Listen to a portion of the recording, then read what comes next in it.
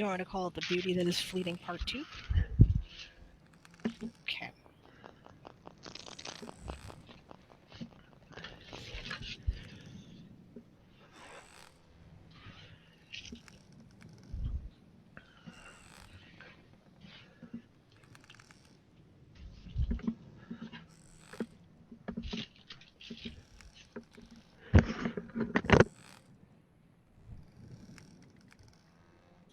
Oh, I don't understand what's going on here.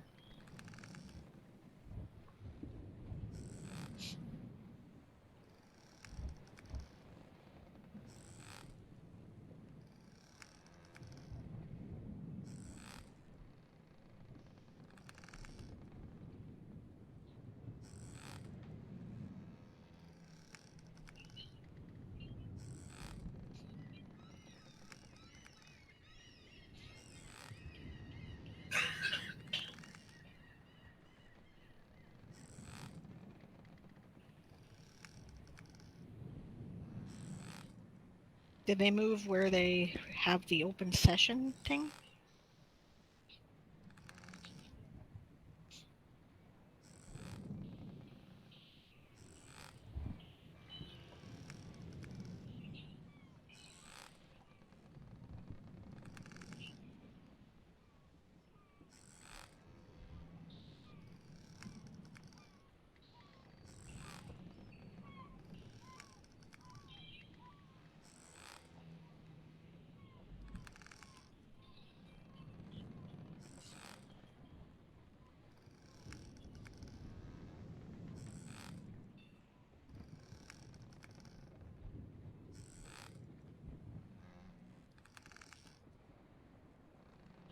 Okay, where am I? Why am I not seeing it? Where should I be?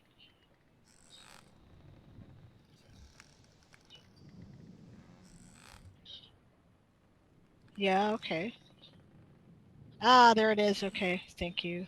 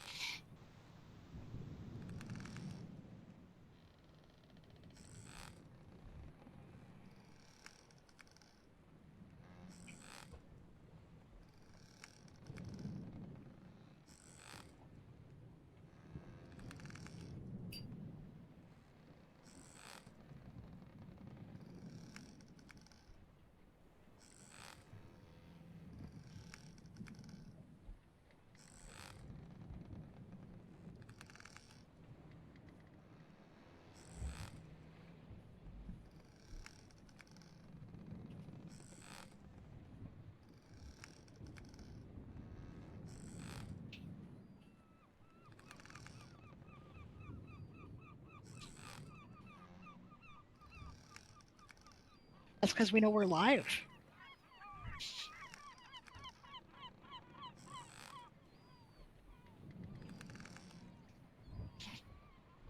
We're trying to be nice. Fill the empty air with empty chatter.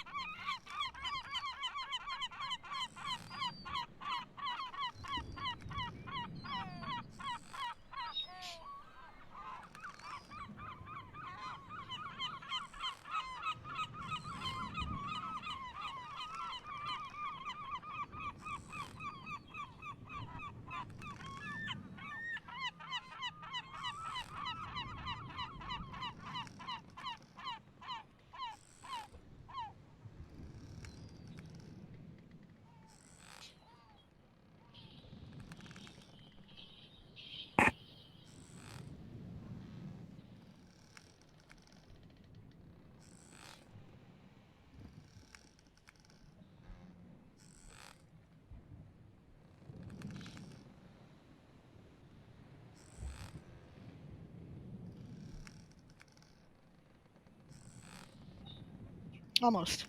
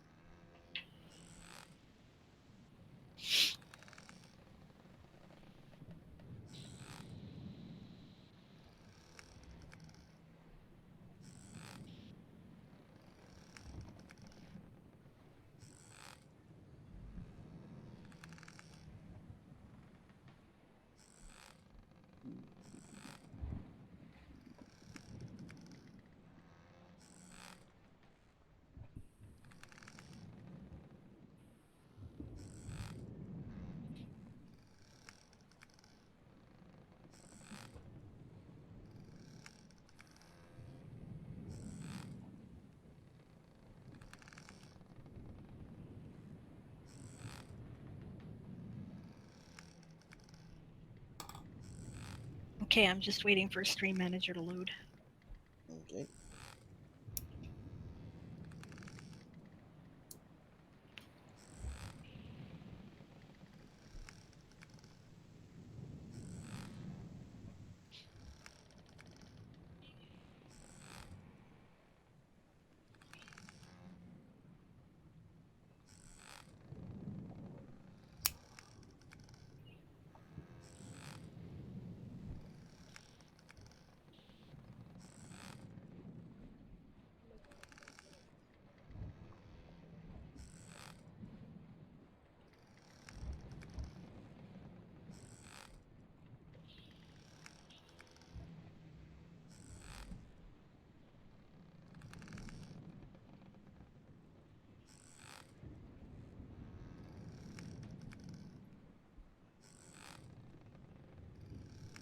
Do we have music going? Campaign is open yet. No. I got the sound effects on. I get it. I don't like having to rewind all the music.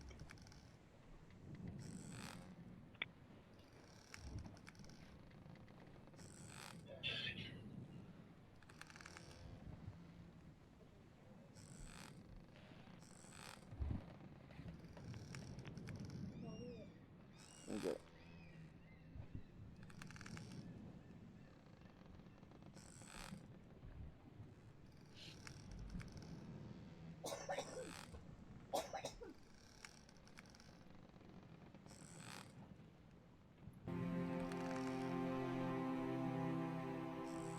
Game music's playing.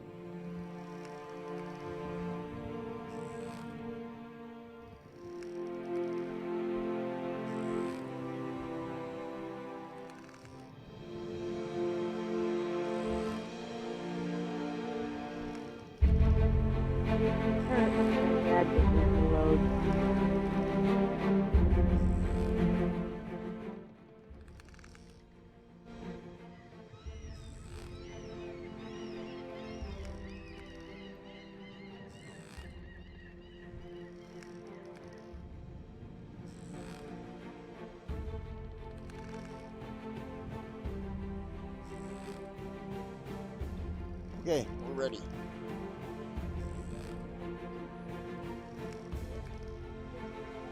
You're muted.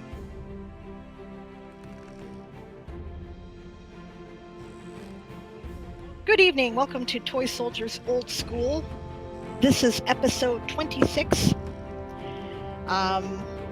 This is all you're going to get of me on camera today because I am literally in my pajamas here because I have a cold and I really don't think you guys need to be watching me wiping my nose and everything. But my name is Diane Morrison, aka Sable Aradia. I am the creator of the Toy Soldiers Saga, and we are we're playing the prehistory of my novels. I'm playing Celine Wintermist. She is an idealistic young priestess who joined the Avalonian Navy to see the universe and maybe help some people out along the way.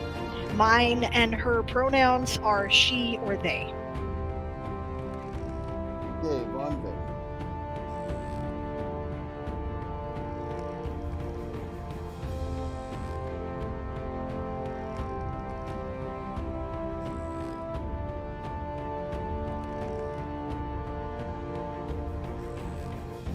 Okay, Vonvin.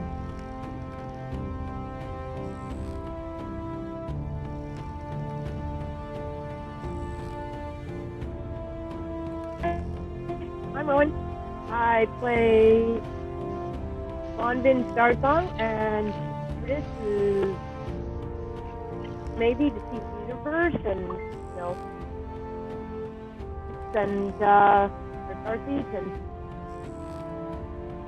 bring to new planets and occasionally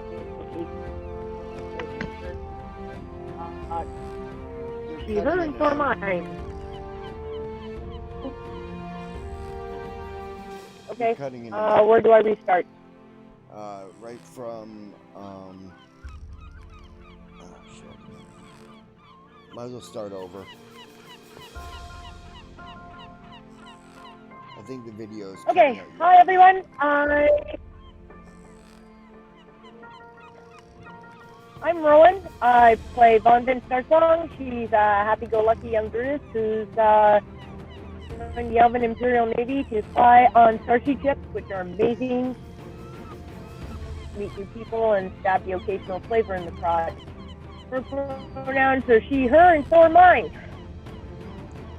Okay, Arden.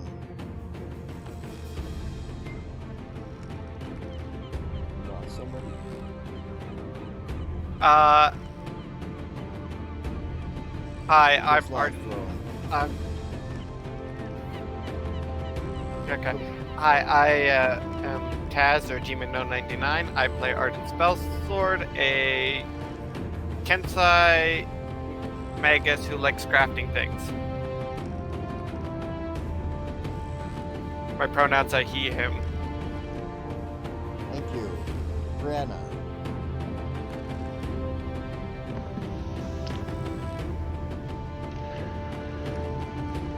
Hello, I'm Brianna, otherwise known as Siobhan the Writer. I am playing Madrimlian, who is a he's an altruistic elf that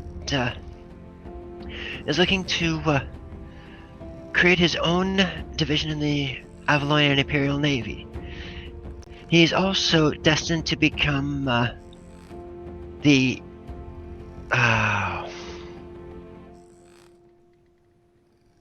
antagonist's commanding officer in protagonist commanding officer in the Toy Soldier Saga. My pronouns are she, her. Madrimlians are he, they. Okay, Sergeant. Oh, welcome, Varangian Raiders. Varangians are at the gate. Varangians are at the gate. Okay. I'm just setting up DM here. Stretch. Thank you, DM Stretch, for the raid. We're just still setting up and introducing ourselves. If you would introduce yourself, please, Sergeant. Hello, my name is Chris. I'm playing Arian. He is the grizzled older enlisted elf whose job is to take care of this bunch of youngsters. He's had some rather world-rocking revelations in the last couple of sessions and is still trying to figure out where he's going from there. And both our pronouns are he, him. Okay. Crowley? Hi, I'm Blake. I'll be playing the part of Crowley. Crowley is a Phoenok, which is a race of my own creation. They are feline-like, but I would like to think far more intelligent. Not always, though. Nicely put. And his pronouns are he, him, and so are mine. and Yasma. Yasma Snowwind. I was an orphan, joined the Navy for something to do and for a job, because it's better than just, running on the streets. My best friend is Crowley. We rescued each other years ago, and we've been together ever since. And my pronouns are she, her, and so are hers.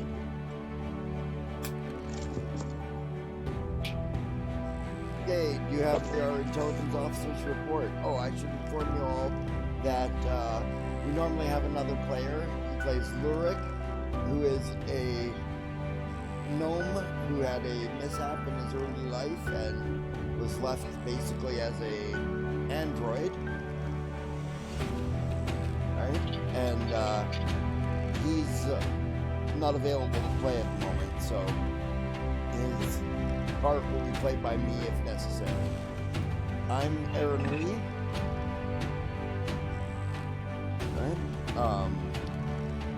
You're the game master. Yeah, I'm the game master. I was going to turn some sound. Sure. Can't hear myself think. There's a problem. I don't have too many brain cells as it is. There you go. Right? Yeah, I'm the game master. I run all the NPCs and such. Right? But I particularly play Ruabel Sunfall, right?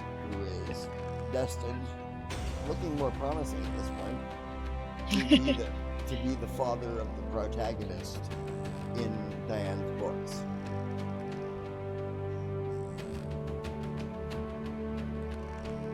Yeah, he also plays the recurring character of Xerxes Radiant. Oh yeah. Who is actually the Prince of Glimmerfell, but his identity kind of hush-hush, except, of course, we just made it to Glimmerfell. I guess I'll be on camera for a bit because nobody else is, and you can't see my red nose in this dim light, so that works fine for me. This is not an adult beverage, unfortunately. This is ginger beer.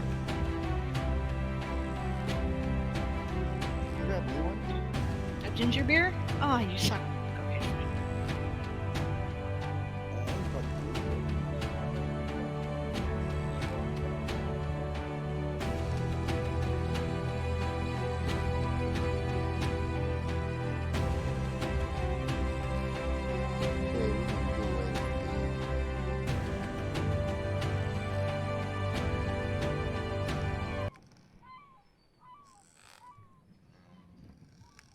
Thank you.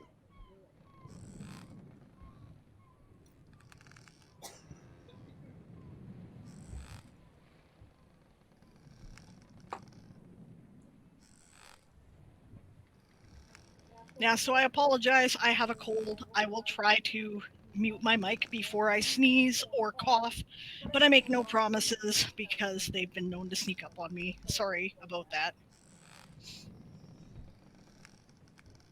All right.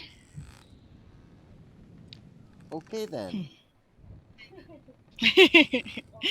Walking Dead lover is encouraging me. All right. All right. DM stretch reserve free roll. Okay. Just in case you're not here when it's needed, right? For any PC. Oh. Excellent. Oh, he's on your side. Thank you. You're awesome.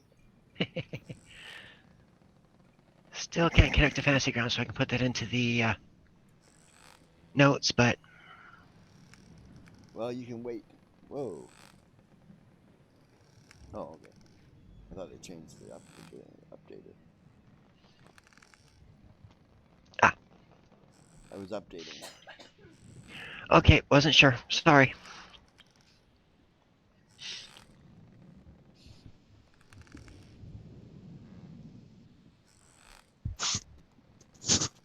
Is it time for the report?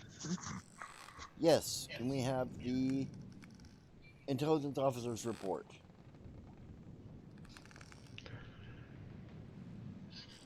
Intelligence log supplemental.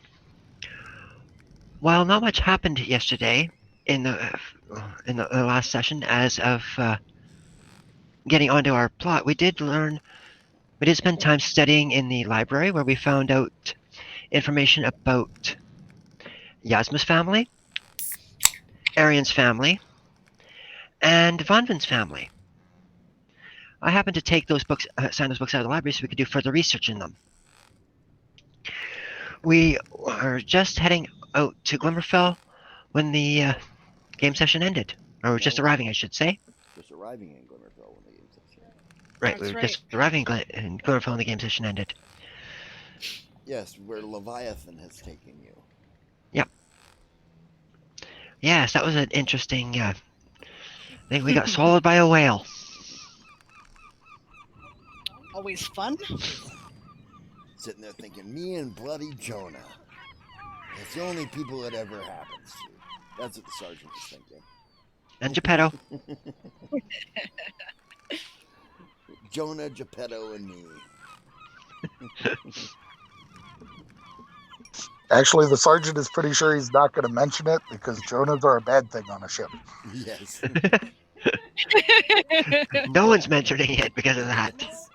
No, nobody's gonna hear about that.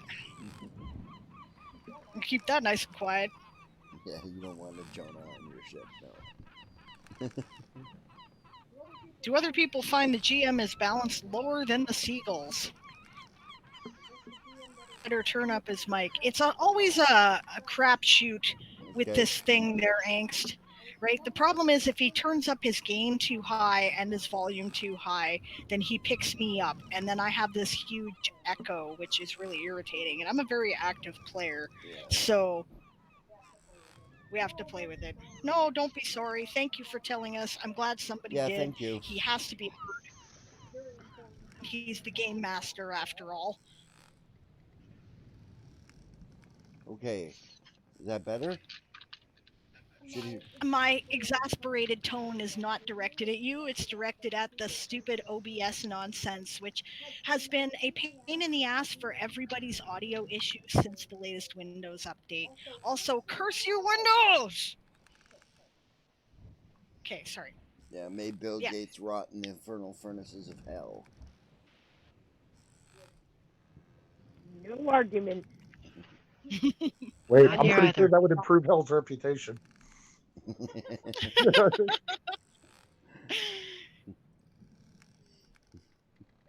Yeah, OBS is fun. Yep, exactly. Is this better, by the way? Can you hear him now? Yeah, she said she could, yes. Okay, we're good. All right, excellent. So we just arrived on the beautiful shores of Glimmerfell. Looking at a city that looks like it's basically made of crystal. Yeah. Crystal and trees.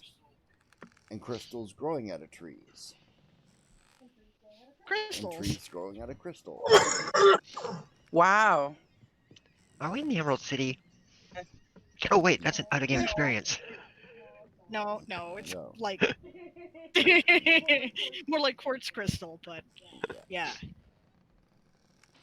So, I don't think that if I've ever been here, I was very young. Mm-hmm. So I'm agog. I'm openly going, wow, looking around. Anybody can tell I'm a tourist, you know. Mm-hmm. I'm trying to hide that fact, but my eyes are wide. Cersei says to you guys, come on. I'll show you the back way into the palace. Are you sure you're allowed to show us this? He shrugs. All Starts right, heading then. that way. Better to ask forgiveness than permission, he says. Well, you are the prince after all, she says. Well, that's from my dad. He says. It is not like, we're official royal guard or something that are supposed to keep you out of trouble officially. Like you could keep me out of trouble, he says to her. Yes, please, Slots her on the butt. jinx anything by that, okay? Let's not ever mention that again. She says. Please. She's laughing at my vocabulary, which is great.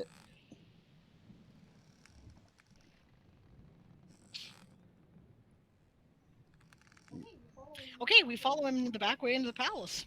Yep. he leads you down basically underneath the docks. Yep. Right? Through a pretty nondescript looking building. Looks like just a storehouse on the docks, a small one, a shed. Right? That he opens the door and indicates for you guys to all enter in. Yep, we'll go in. Head in. Yeah, then he comes in and closes the door, lights a lamp. Long walk. And sometimes weird stuff goes on down here. Like what? Well, one time somebody tried to raise all the dead on the island and sent them into the palace through here. Kind of weird. Fun. Yeah. So Do we need to be... Really? Yeah, I'll keep weapon in hand then. Well, that's just what I was going to ask. Do we need to be ready just in case some of them have sort of still lurking? No, but sometimes rogues and stuff come in here to do business and stuff. Do they know this leads to the palace? No. Okay. This leads to waste pits. Is this a So catacomb? waste pit? Yes, it's a catacomb. Ah, so local politicians then. Got it.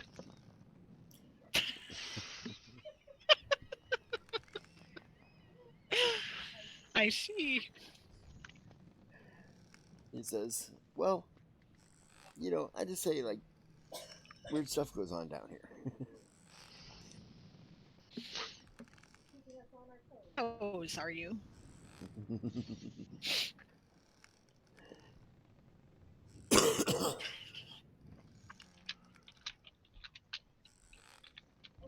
Okay, proceed through the catacomb. Yeah, you guys follow him through the catacombs. He stops at one point and listens. You hear voices coming down one of the halls. He motions further forward and shuffles off that way at a quicker pace. Okay, follow him. Yep.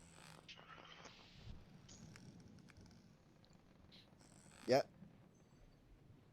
Then he suddenly makes a right turn into another set of catacombs, another set of passages, I should say. I'm going to do my best to try to remember this. I'll loosely sketch where I'm going. Charcoal. Likewise. Yeah, okay. Then he looks around at an intersection and heads to his left. Okay. And then you hear voices again. He nods this time and starts heading towards them. Okay.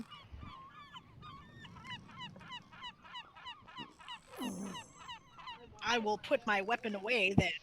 Yeah, Just in case he it's a turns. palace guard or He something. turns and motions, holds up his hands in the stop motion and says, "Put your weapons away." Okay. Yeah, Someone this there is in the the palace hall. guard. You hear? It's me, Xerxes. Your Highness. Yeah, a guard, obvious guard, dressed in elven chainmail. Right? With a large elven leaf blade in his hand. He's held up over his shoulder in a resting pose. Comes into the light. Well, comes into your vision, anyways, into the shadows of the light. Because Right. you're all elves.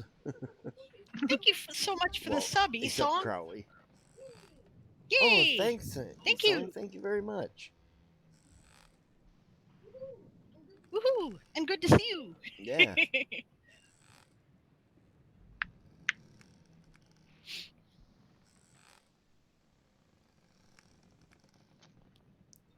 Right on. Well, I really appreciate that.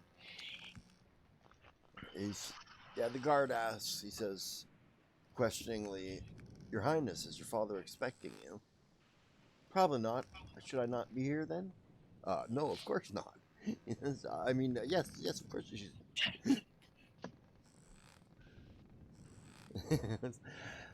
Astorius, these are my friends. This is Astorius, one of the sergeants of the guard. How do you do, Sergeant? Well met. I'm Celine Wintermist, she says. And Deliana Wintermist's daughter. Yes, sir, she says. Yes, I know your mother well. She's a good name in court. It's good to know, she says.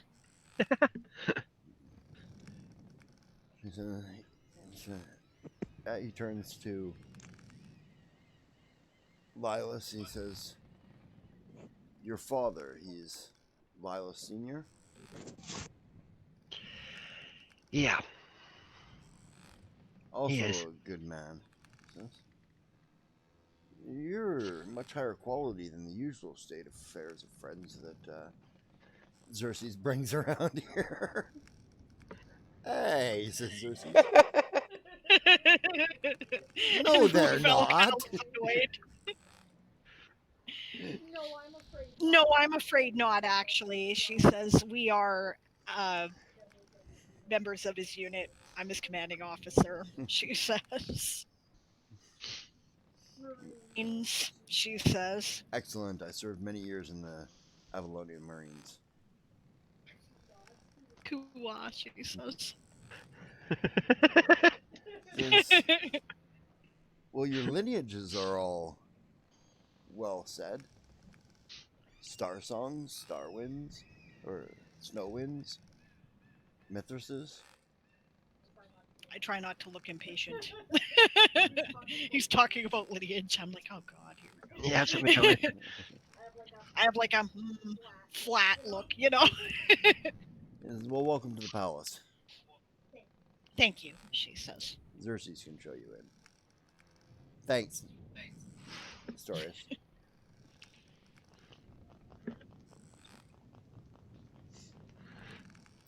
Yeah, it's only then that it dawns on you that he is. Well, it dawned on you first, actually, there, Sergeant, that this guy is Nunnehi.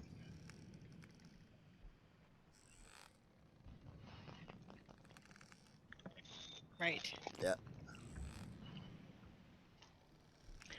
As Madrimlin passes him, he's going to stop and whisper to him, Watch out for this guy. He's going to be trouble.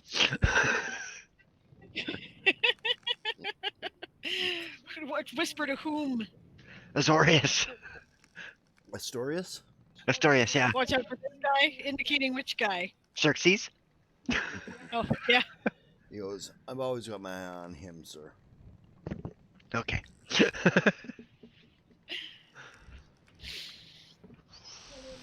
Henan thinking to herself, you know, actually, never mind. Once we're a little ways ahead, she looks at Xerxes and says, how many people have you brought into the palace this way? Dozen, maybe, over the course of my life. I was going to say, you don't think that's bad for security? Could you find your way out? Yeah, maybe. She says, I've been making notes. Yeah. They didn't make notes. Well, at least we're a brighter class of friend than you typically bring in here. And sober. Oh, that helps, I suppose. And more dressed, he says. She does one of those. That's the cool thing about having my camera on. You can see when I pinch the bridge of my nose in dismay. Xerxes identical for looks over braids. Yeah, that's pretty much Xerxes. Except for he picked a really bright one this time. Smarter than him. This is true. Angst is hilarious. She also said, "This is not how you get a promotion under the next ruler." That's what I was laughing at earlier.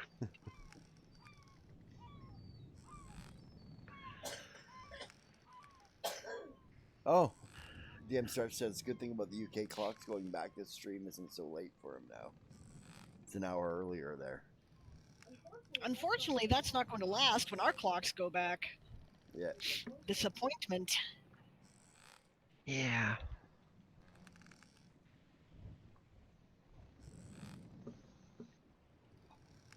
Daylight savings time is the dumbest thing ever. Yes, I agree. Likewise. I'm all for the campaign of let's get rid of this archaic nonsense. Yep, but we can't do it unless California and Oh no, Angst, it's fun. It's fine. That's why we have a tag on here that says backseat allowed. Backseating allowed. It means backseat gaming is allowed. We interact with our audience. We Yeah. enjoy it. And if you build up 1,000 points, you can even feed rerolls to the players when they have to make Or force the, DM to reroll really good rolls for the bad guys. Yeah, exactly. Or vice versa, you can make the DM roll really bad, reroll bad rolls for the bad guys so they can get better. This is what I'm saying. Don't worry. Actually, when things are like actively going, we ignore the chat until it is convenient to address it. It's all good. We're just kind of, this isn't really a tense scene or anything. We're getting going, right? We're not in the middle of an intense role play right now, and we're not in the middle of a fight scene. So, yes, but head in. Yep.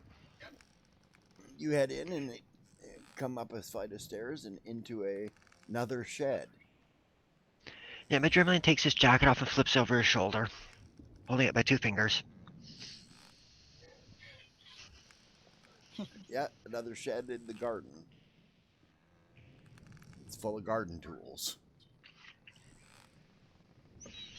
And when you got to it, he basically reached up like you would with a attic ladder, right? And pulled down an attic ladder, more than, for lack of any better term, right? For you guys to climb up into this shed in. Neat. Yeah. He pops out the door. You hear a woman scream. Another one of those, yeah. She goes, "Oh, by the gods, you scared the life out of me."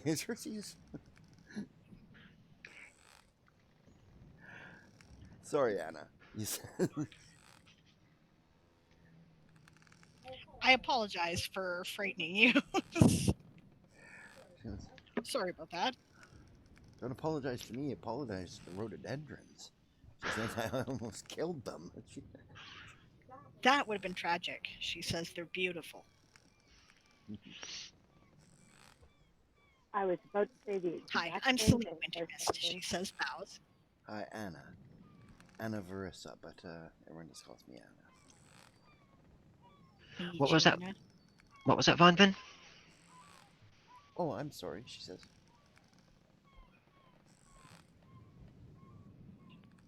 I was just echoing Celine's sentiment about it would have been a shame because those are lovely rhododendrons. Well, thank you.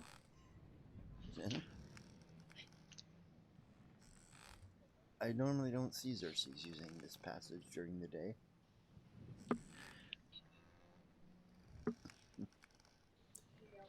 Yep, just nods. Is Dad home? He acquired a better class of friends. So I see. Much soberer than his normal friends. Oh, hello, Ravel. Hi, Anna. Madrimlin is going to be the gentleman. He's going to take her hand, bow, and kiss it. Pleasure's all mine. She looks at you like you've grown a third fucking head. Her hands are probably all covered in dirt from the rhododendrons. Yeah, she's a gardener. And she's not wearing gloves. She doesn't care.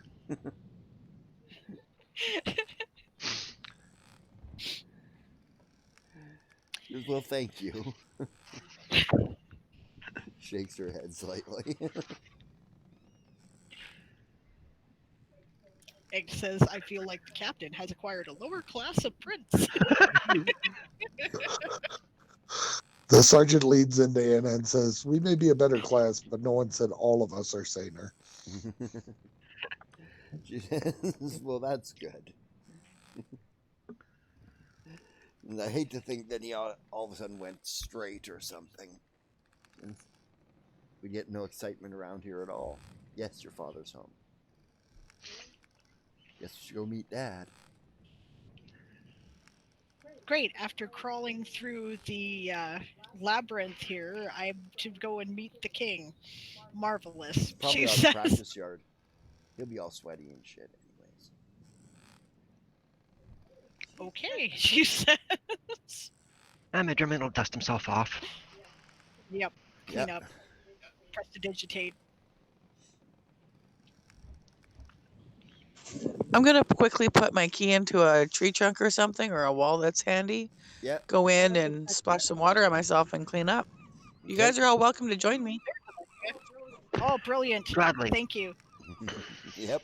Okay. The sergeant will go in and prestidigitate himself and Yasma. Yeah. Clean everybody up and yeah, with some prestidigitations and a little cologne and Yep. Trying to make ourselves presentable. He might be on the practice Put yard, on but he's some still nice a fucking clothes. king. what was that there, Crowley? Put on some nice clothes and get ready. Yep, slick back my hair, get it make so it's not so unruly. Yep. Incidentally, I cannot hear the sound effects because I have the stream muted, but we're near the seaside anymore, so I don't know Yes, you are. if there's a palace. I should find one, yeah. Palace. Exotic palace, I think I've got. Exotic palace. Technically, he can if he steals the hat back from Xerxes.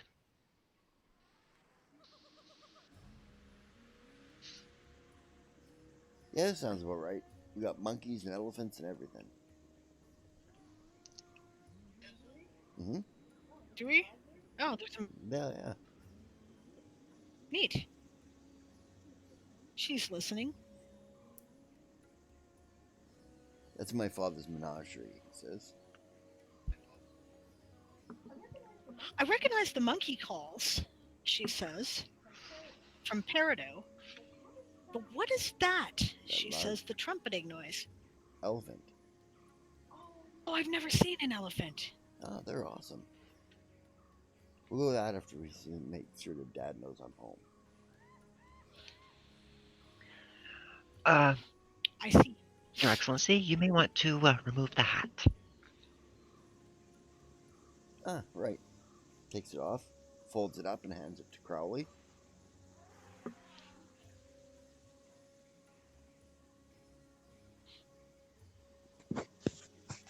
Thank you very much. I'll probably need that again there, friend. No problem. Okay. You guys as comfortable as you're gonna get? We're ready. Yeah. Yep. Right? She says, looking at the sergeant. Don't ask me. I don't know about anything about the uniform standards for this stuff. Me neither, says Xerxes. I think there's an exception to the dress mess uniform when you're meeting the king when he's on the practice yard beating up his knights. There's an exception to the rule. Yes, it's not exactly presenting ourselves in court, but Madrimlian would know. Look at him. Are we dressed correctly? Yeah, you're in good enough uniforms. Yep. Oh wait, We're fine. you guys weren't in uniforms. You were in like fancy clothes. We're in fancy clothes. Yeah. Or should we be in uniform?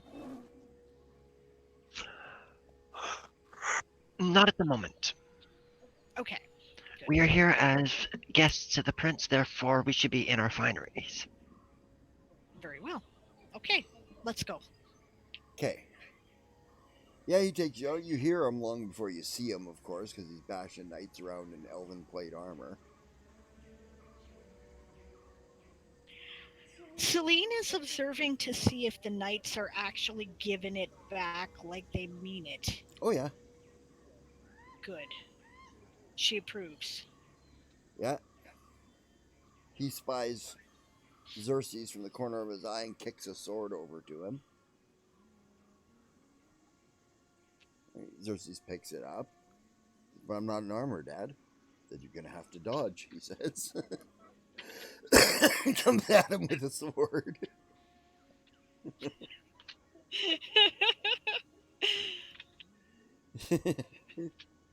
Xerxes does his best to fend him off, but his dad keeps smacking him in the ass with it. Sky raps him in the ass with the flat side of his sword. Okay, that's pretty good. I can't help but laugh. I'm sorry, I can't. Yeah. As one final shot, he sort of brushes Xerxes aside as he comes in for a thrust, right? And slaps his sword clean across both cheeks of his ass. Goes whack. That's for bringing people home with you. Greetings, he says. For disturbing you, Your Majesty. What's says. his name? You have given him a name? Yeah, we did. It's. You write it down? Yes, I did. Just give me 1 second She's here. looking. Okay. Isn't it like Gerard or something? Or Dorian Radiant. Dorian. Yeah. I'm King Dorian, he says. Well met, Your Majesty. I'm. Actually, I forgot here, like Squire, I guess, right? Because her mother's lady, right? Lady. Captain Lady Celine Wintermist. Majesty. It was Wintermist. Deliana? My mother. You're Celine. I haven't seen you since you were, well, running around with him at about that height. I barely remember it, Your Majesty, I'm afraid. Oh, I'm sure you probably don't remember it, he says, but unless your mother's told you stories about it. You were very little, he says. Yeah, Midrimlian nonchalantly slips behind the sergeant, so he's not noticed. Yeah, no, I'm sure that doesn't work worth a shit. Are you avoiding me, son? He says. No, Your Majesty. I was just hoping not to be noticed. I spent way too much time in her company that I figured you'd probably remember who I was as well. So you're avoiding me then? I'm sorry, Your Majesty. Bows deeply. Eve chuckles. Big belly laugh.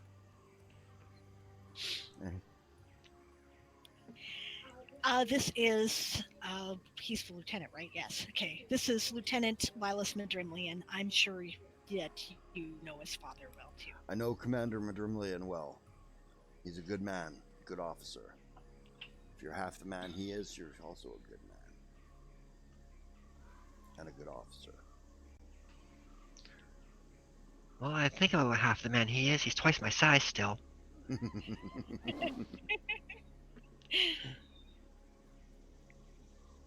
I should probably introduce the rest of our unit, she says. This is, let's see, it's Yasmin X. This is Lieutenant Junior Grade Yasmin Snowwind. Yasmin Snowwind. Yes. Pleasure to meet you. It's an ensign here. Yes. That would be Arden and Vonvin.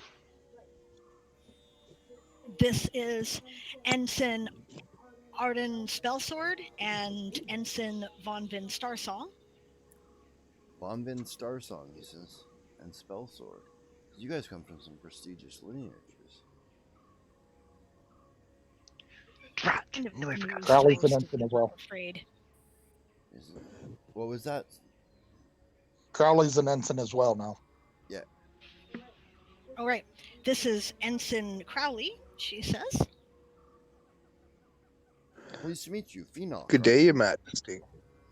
You're a Phoenix, aren't you? Yes, sir, I am. Yes, sir, I am. Excellent. I've loved every Phoenix I've ever met. He says, amounting to maybe 3. He says, but yeah, 3. He says, but I like them all. He says, so as the 4th Phoenix in my life, he says, welcome to my palace.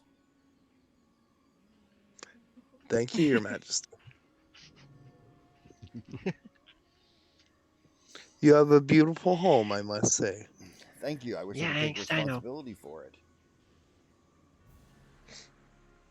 This is all done for me.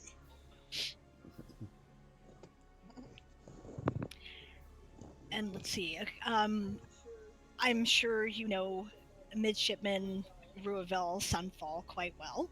I do. Ravel, good to see you. Is my father on the island? I don't think so. Okay. And this is Staff Sergeant Arian Mithrathus, she says. Aryan Mithrasis. He says. From Kanathi. Yes, sire, he says and bows.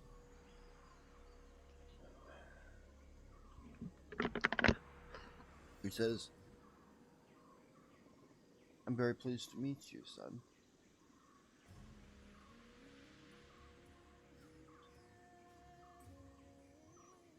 He says, I hope you take more after your mother than your grandfather. Well, considering I never met my grandfather, sire, I assume I do. He says, I would hope so. She was a lovely woman.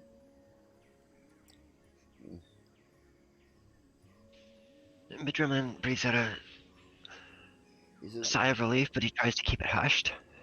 I'll be honest with you. Aryan, is it?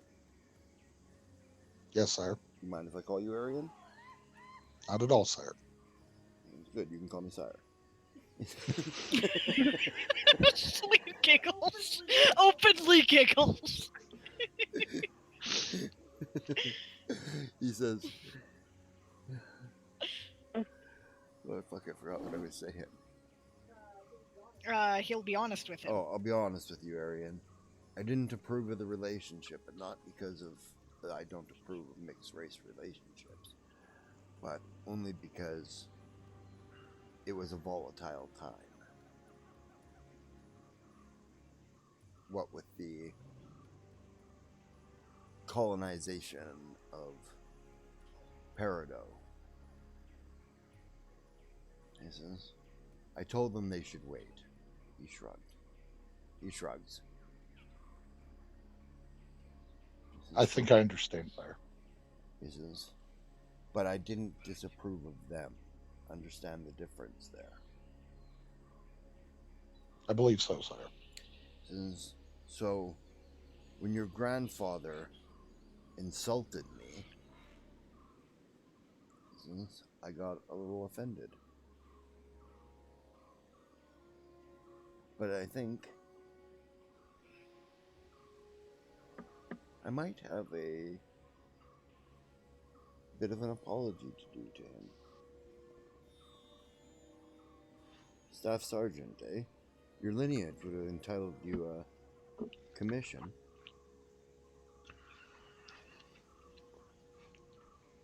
Well, sire, I was a midshipman at one point, but after my parents' ship disappeared, He nods. I decided to go another route. I admire that. A man who follows his own heart. Says, I wish I had the strength and ability to do so.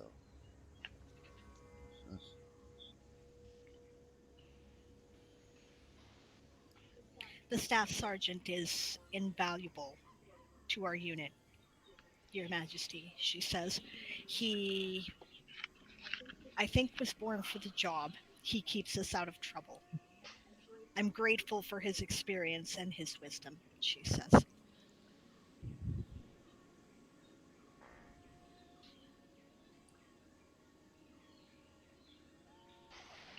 What do you think of him? He says to Xerxes. Xerxes goes, I like him. But you hesitated. That means you probably do. Since he's probably a good sergeant then. You been keeping this boy in his place there, Sergeant? Actually, just smiles. What's that? As much as possible, sire. When I'm Excellent. not limping from him hitting me in the leg with his sword during a battle. Oh, what? He slipped. It was tight quarters.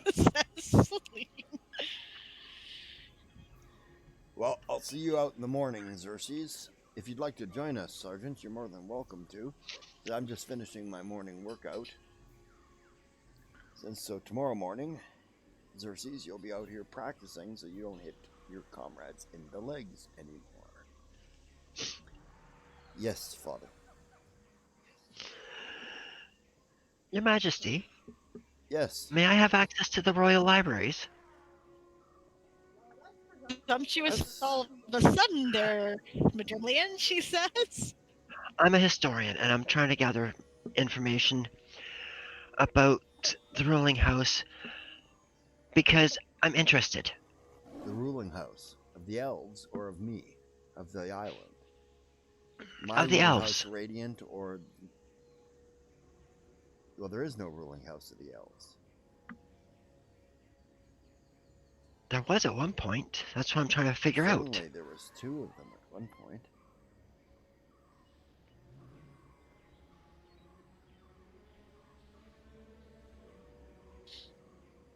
Says.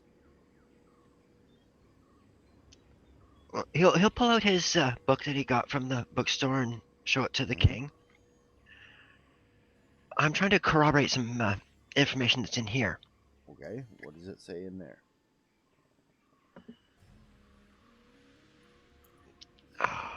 What's happened in the last 700 years, I can probably tell you from personal experience, he says, but... I imagine you can, sire. He says, are you referring to the crown prince, or his family, or the family that they usurped, or... Well, that's just it. There's vague references, and I can't quite... Okay, vague references how? Well, this tome is about, what was it, 2,000 years old? Okay, then the references are probably, in that case, to the Kimarne family. Kimarnes have been here for a little more than 3,000 years. Alright. That's when Avalon fell.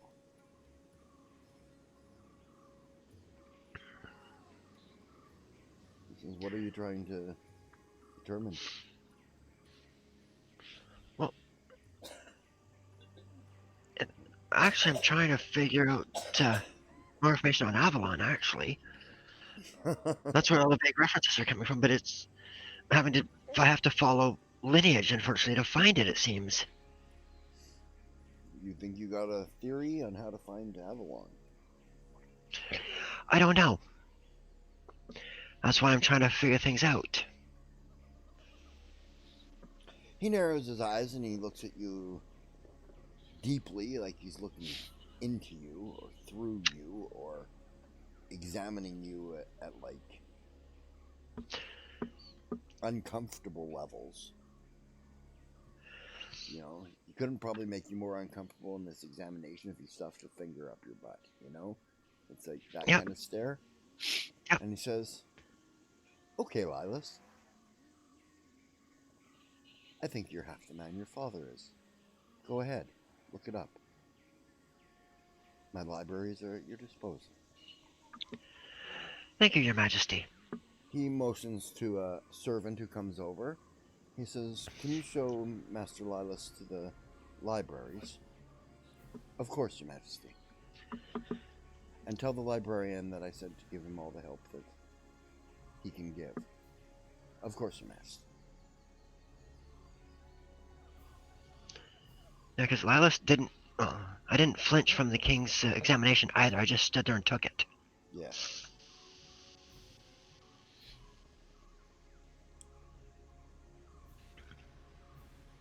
I imagine that Arden would also be interested in the library, but I'm not gonna.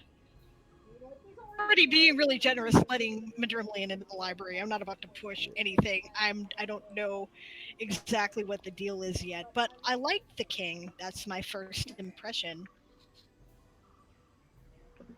Doesn't take any shit from his son. Nope, doesn't take any shit from anybody, but he's also a straight speaker, or he presents himself as such anyway. Mhm. Which is why I had the gumption to ask. Yeah, not what I was expecting, but cool. And you did notice that he phrased it rather politely as well. No, he phrased it rather abruptly, actually, but... Yeah, yeah, he did. He did, but I was trying to be polite about it the way I actually used the words, "May I?" Yeah.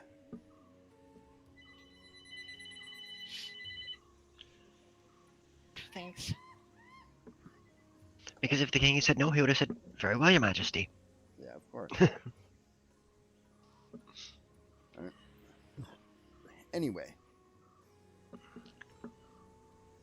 He says, "Are you hungry?"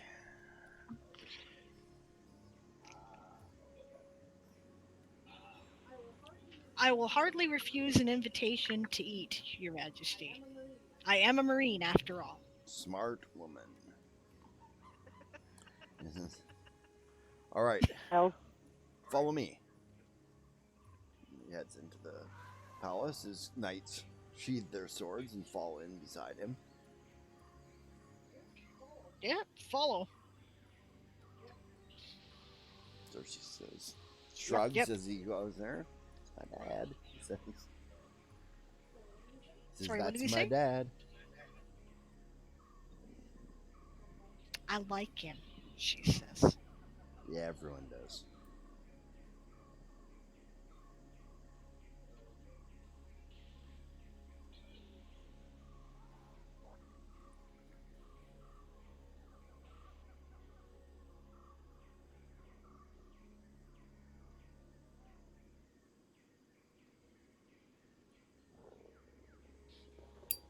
so we follow Yeah. His Highness. Yeah, you follow His Majesty. Yeah, I'm not going to do a lot of talking about him, No, of course you know. not. Yeah. Hmm?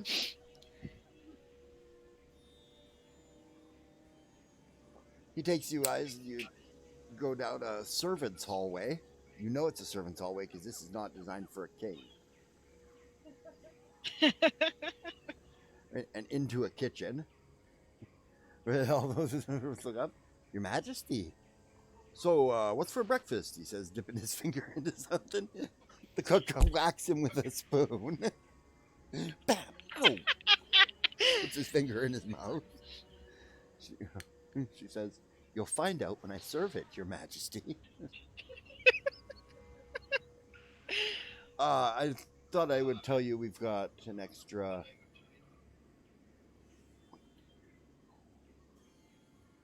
8 for breakfast. 9, 10. Right. Because we missed Lyric as well. Yeah. So 9. And we probably going to want to bring down a side of beef for this cat.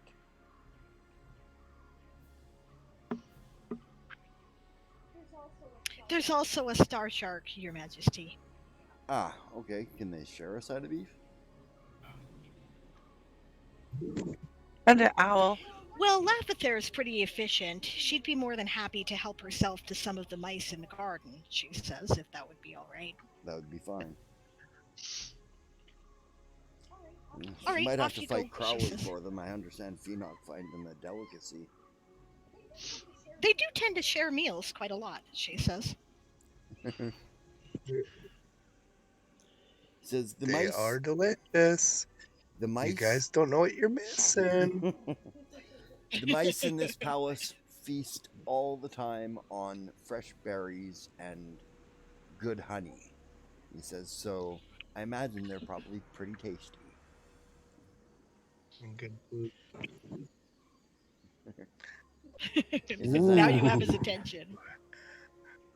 He says, and I've not been above eating a mouse on occasion before. He says, when the time called for it.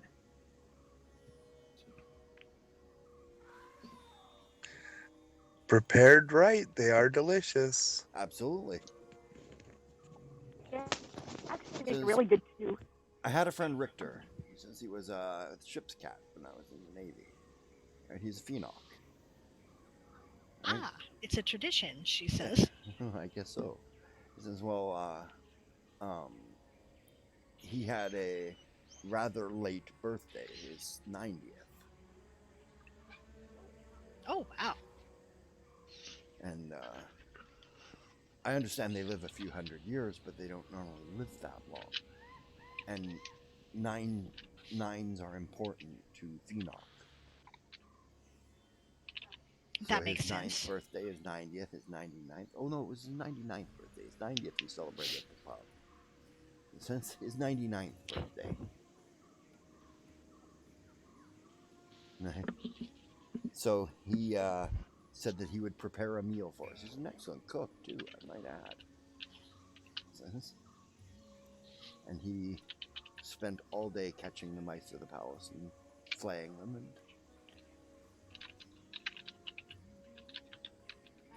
I can't imagine why that would be any less tasty than a well-done game hen, she says.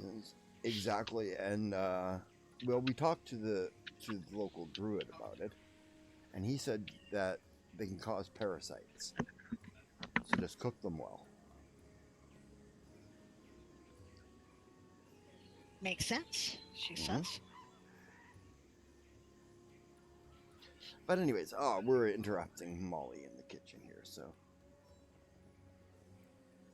So she's not an elf, No, her she's name an is elf. Molly? Neat. She's an elf. Okay. Okay, that that impresses the shit out of Celine. Just saying. Okay, he puts a hand on Molly's head. She smacks it aside. Don't think I won't come after you with this spoon, she says. That's a threat. Okay, we've been told we have to get out. Going out this way, we can go into the dining room and. She nods. Oh, Yep. Molly, these are Xerxes' friends, his unit. How's he fitting in? Really well, she says. He's actually a fine sailor and a fine marine, she says. It's a bit of a layabout when he gets around here, you know.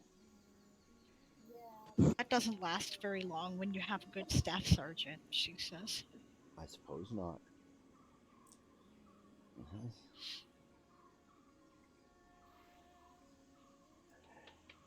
Okay, she says. Breakfast will be ready in 15 minutes.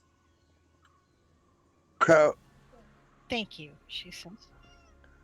Crowley? Crowley gives a little giggle and kind of says to himself, fits right in.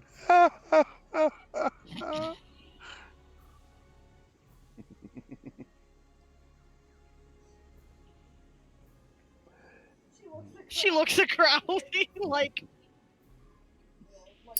fun to talk, you know?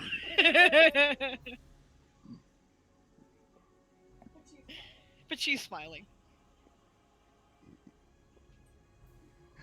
Well, his giggling about fitting right in was a little, a little more of a poke from the day before. Yeah, that's true. Yep, that's a good point right there. That's where his giggling.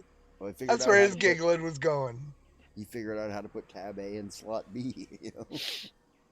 Right, It right. fit right in. Yup, good point.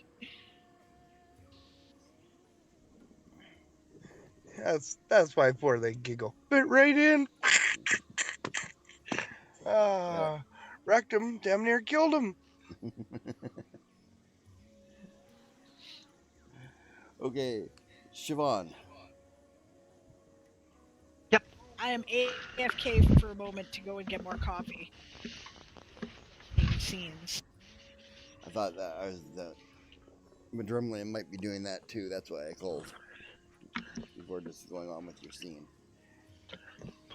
The servant takes you through the palace, through the servant entrance, and into the main hall. Okay, follow her. Him or her? Him. Alright, follow him. Yep. He says, right this way, my lord. Thank you. I'm sorry, I missed your name. Oh, Kathleen. My lord. Thank you, Catherine. Kathleen.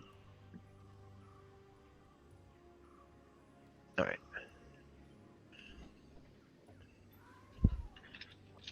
Yep. Thank you, Kathleen. Oh, my pleasure, my lord. Yeah, he takes you in to the library. He opens the door and indicates for you to enter. The smell of books assails your nose.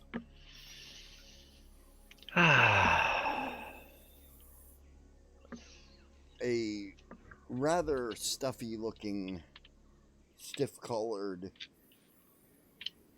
gotta be librarian begins heading in this direction with his nose in the air. I'm afraid this is a private library, sir, he says. Kathleen looks at him and says, he's got the king's permission to be here. He's supposed to do his research and you're supposed to help him in any way you can. I see. Welcome to the library, sir. Says, Thank you. Not looking half as arrogant.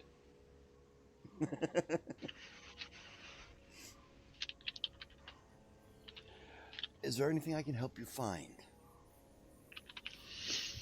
I'm looking for history on the Avalon and when it was lost and... Yes, sir. Well, we have about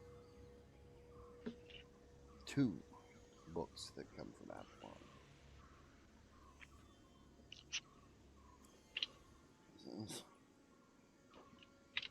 I don't know if they would be helpful to you. One is a cookbook, and the other one is a knight's lineage book.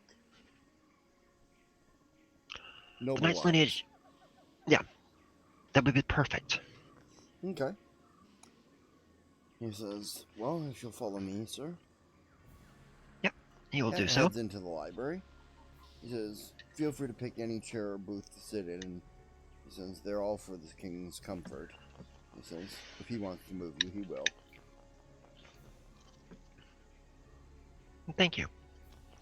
Yes. Okay. Hashtag not all librarians from Hank's days.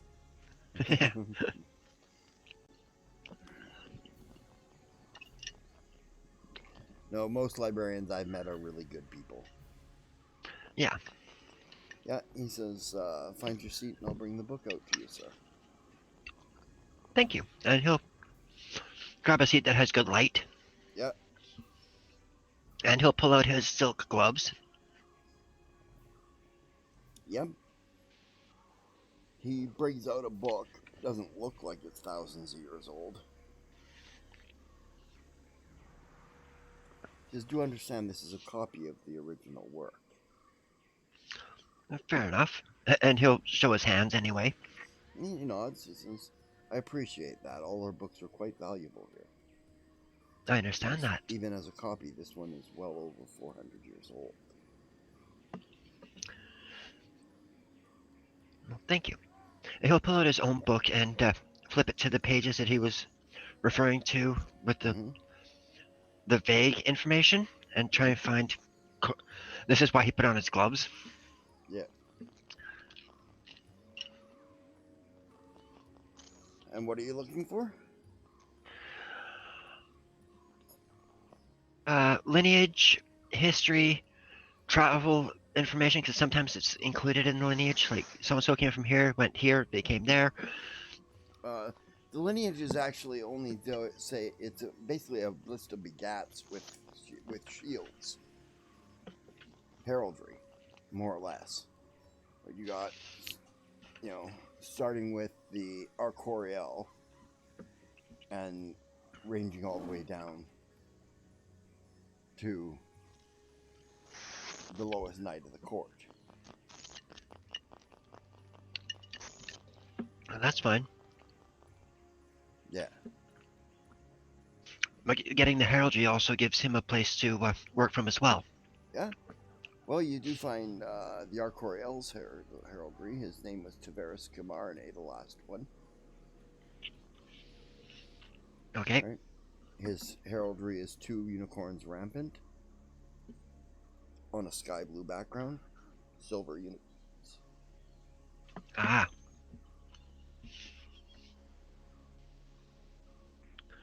So 2 unicorns argent on a. Where's the sky blue? That's not azure, is it? No, it is.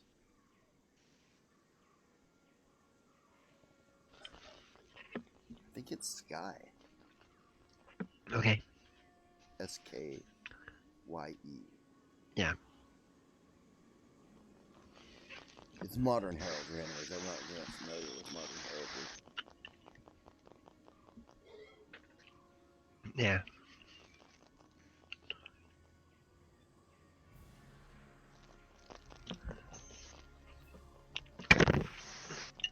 Sorry. Well, I'll look it up real quick. Yeah.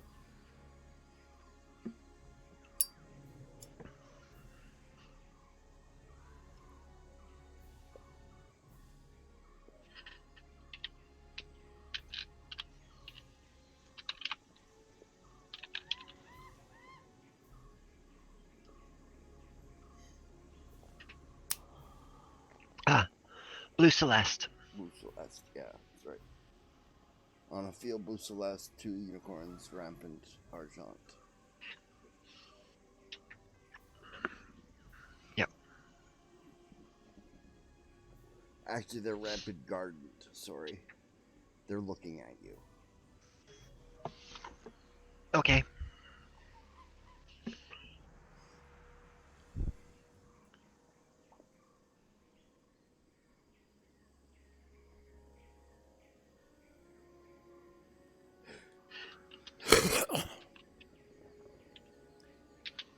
Okay. Yeah, I will spend a while in here going through things. Okay. Wait Until someone comes to tell me it's time to eat, if they do. Waiting for Sable to get back, so before I go back to the other group.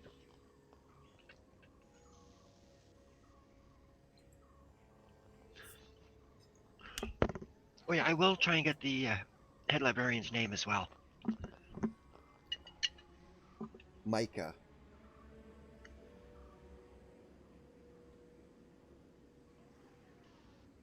Micah Winsong.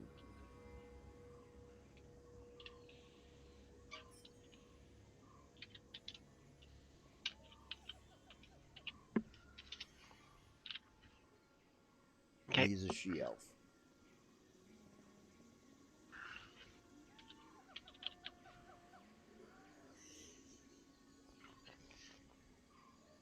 Thank you.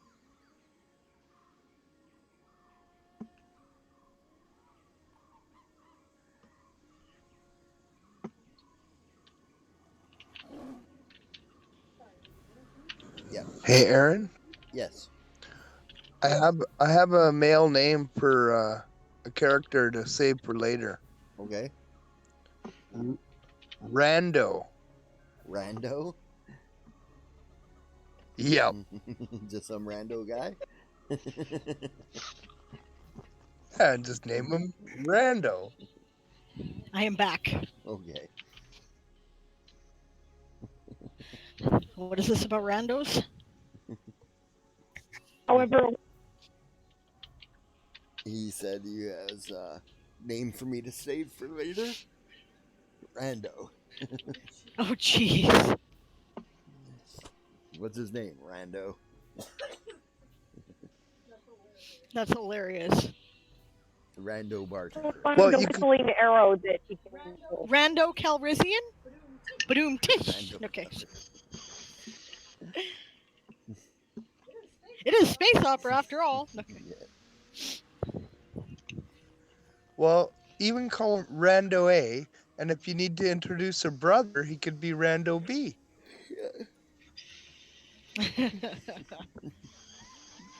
No, it should be Randall K. Mornay instead of Calrissian.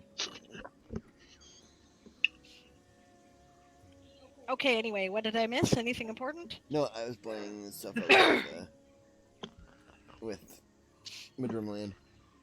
You guys head into the dining room. Right? He looks around.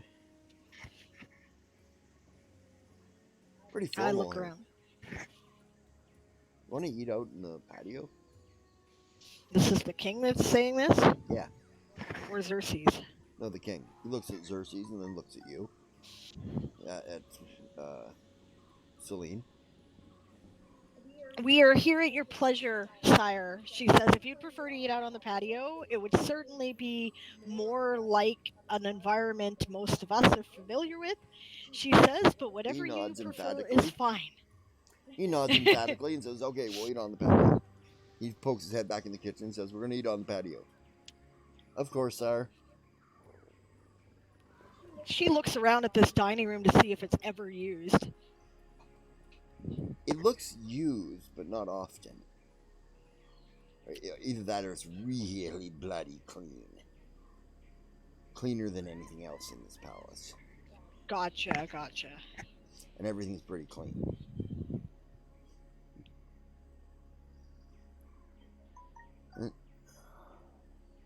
Yeah, he takes you out onto the patio and calls over some servants to put some tables together. This patio is it's got about 40 tables on it. It's designed for like a patio party. Oh, jeez. I find myself beginning to figure out where Xerxes learned to act like he acts. Okay. Yeah, and the king looks at this one too. He shrugs. We'll put some tables over here. Try not to pay attention to that corner, he says. Looks over at that corner briefly, can't help it. It's just the side of the thing that's away from you. It's really big, right?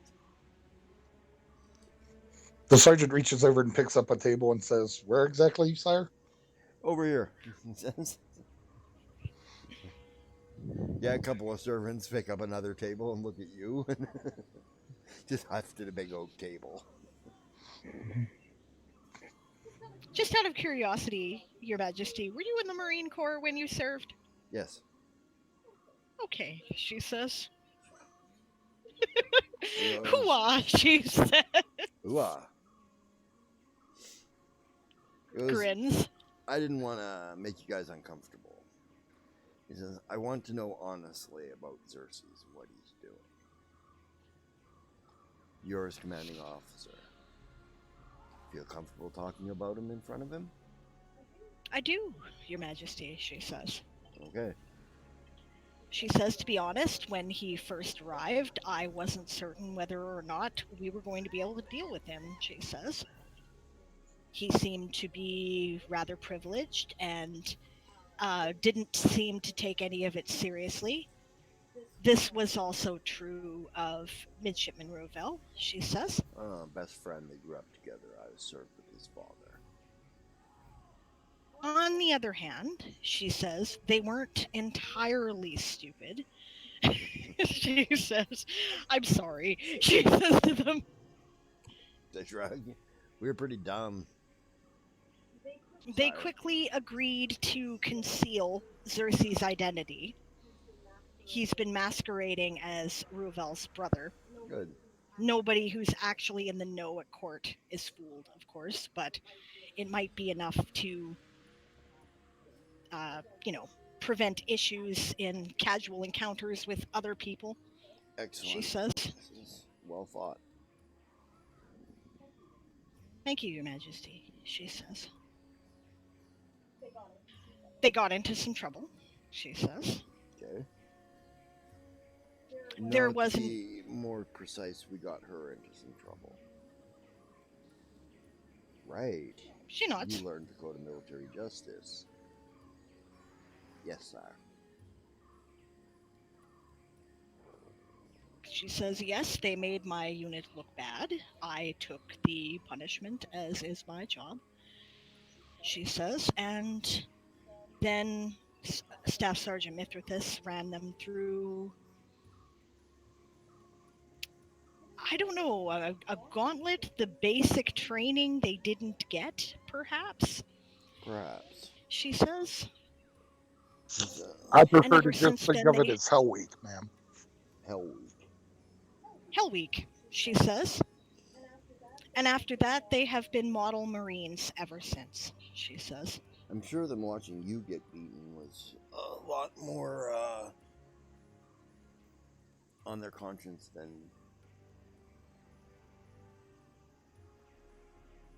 She doesn't say anything, but she kind of gives one of those, looks like He says, nodding. I've smacked the boy before. It doesn't do anything. No, she says, I can see why. They both have, she says, an excellent quality in a Marine in that they are brave and have no fear, she says. Don't ever confuse those two things for the same thing, being brave and having no fear. No, sir, she says. No, sire. She amends. Sir is fine. Sir is appropriate.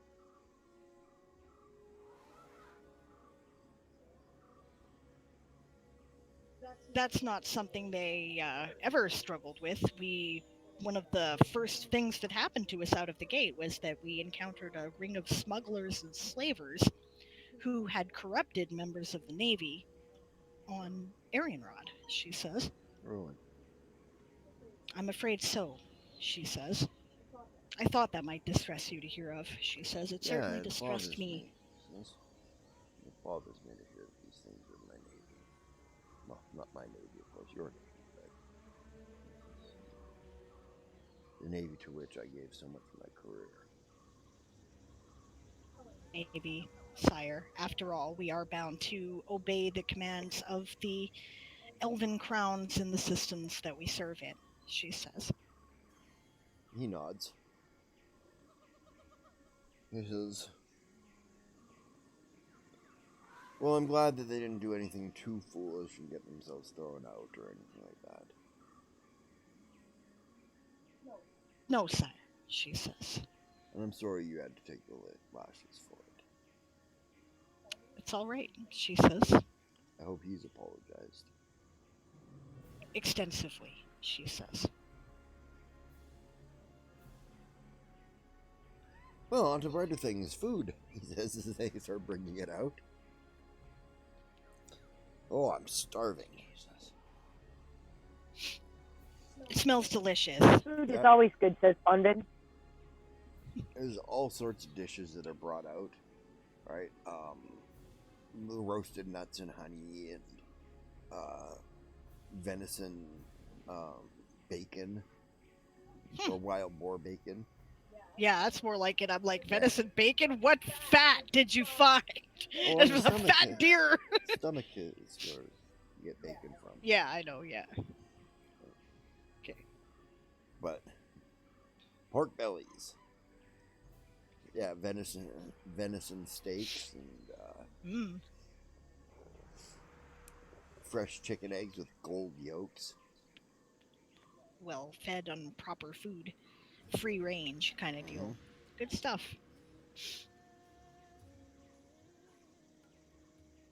Yeah, she fills up her plate with mostly the nut stuff because that's the kind of thing she likes to eat. But she takes a couple pieces of the bacon and some eggs. Yep. Help yourselves, he says as he fills up his plate and starts handing plates to people. Thank you, Your My Majesty. father doesn't stand on too much ceremony when it comes to grub, says Xerxes. Nope, he says. I'm a Marine. A line and shovel as much onto our plate as we can before somebody else eats it. I understand, she says. Well, don't worry about shoving too much onto your plate because there's pretty much endless supply around here. Effectively, he says. I'm sure I'll grow old before we run out of supplies in this place. I ran over Von Vin, I'm afraid. Oh, I'm sorry, London. Go ahead. Yeah, bacon, eggs, and whatever else is sweet, of course, for Yeah. Von. Yeah. Yep.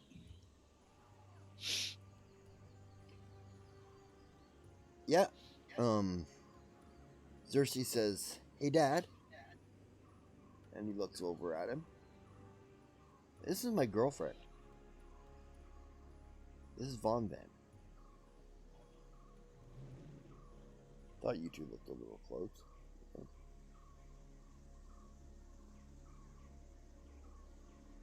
Celine waits for the reaction. He says, "You gonna marry this one? Or just leave her pregnant like the last one?" Did he tell you about that? He did, Your Majesty. Did he tell you about that? He says to Von Van.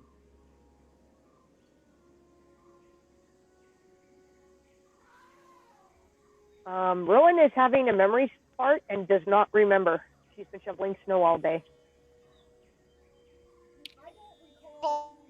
Who was there, but I do remember that Xerxes and Ruavel were very clear about this when they first joined up. If I remember correctly, Von Vin was there. I believe so. It was the episode that I missed. Yes, that's right. I knew somebody was missing, so that would explain that.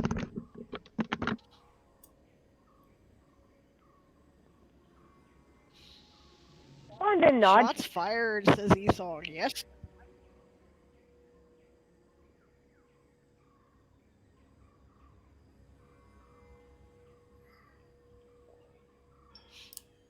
So he had said, did he tell you about that? Yeah, and she said she nods. Ah, okay. She did. He says, well then.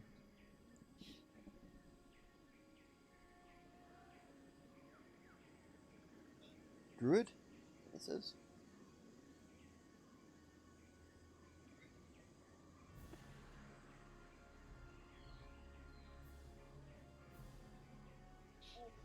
She said yes.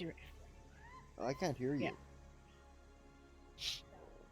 That's bizarre.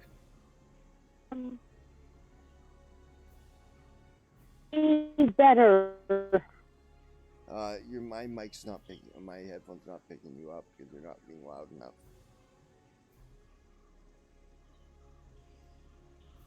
I really can't turn anything up. Well, yeah, I can hear that. Okay. He asked if you were a druid. You said yes? Yes, she did. Well, I suppose I don't have to worry too much about it then, actually. He says, you leave this one pregnant, she'll probably fucking kill you. Celine tries not to blink in surprise at this incredibly... Yeah, wow. Well, really, she doesn't give a rat's ass about your position in court. She says. Your position with her is what's important.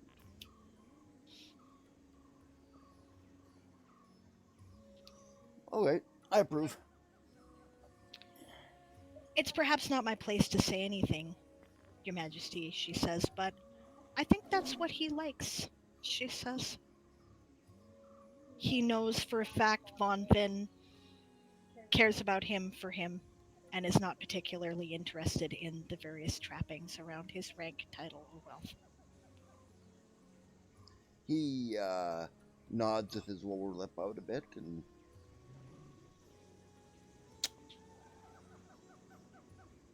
I can say that's what I saw in his mother.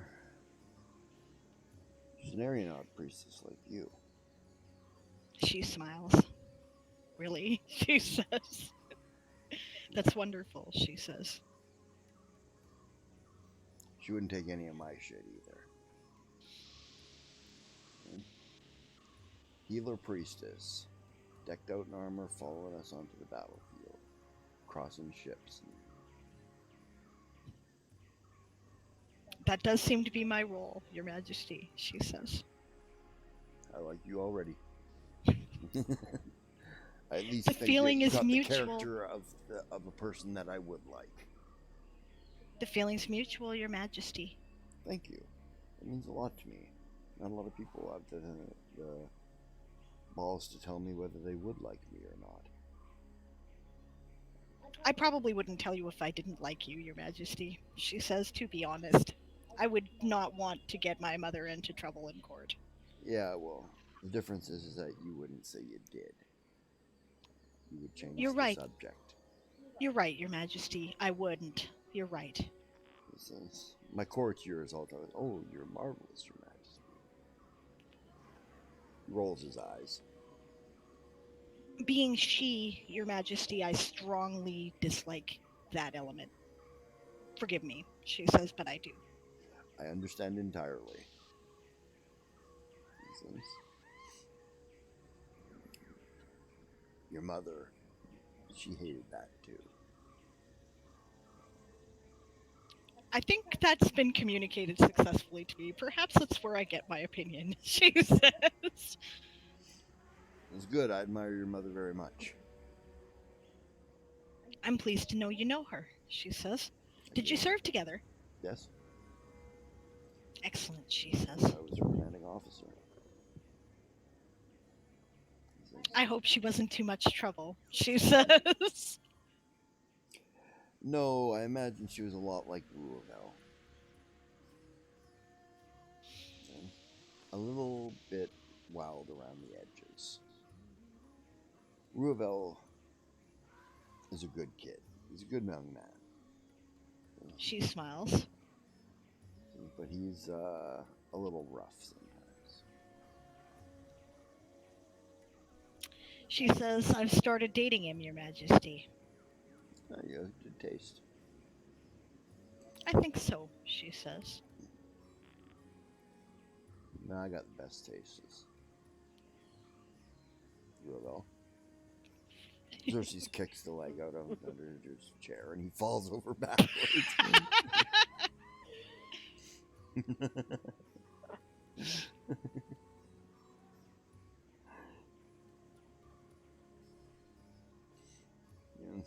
Your opinion means nothing, peasant, he says.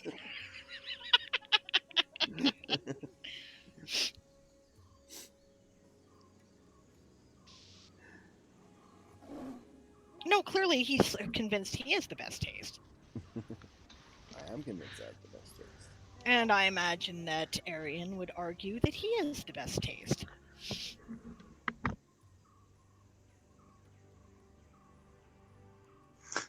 The sergeant puts his arm around Yasmin and says, true taste doesn't have to defend itself. Well spoken, sir. I'll help Ruavel get up. Yeah. Lend him a hand. He climbs up. Picks his chair up.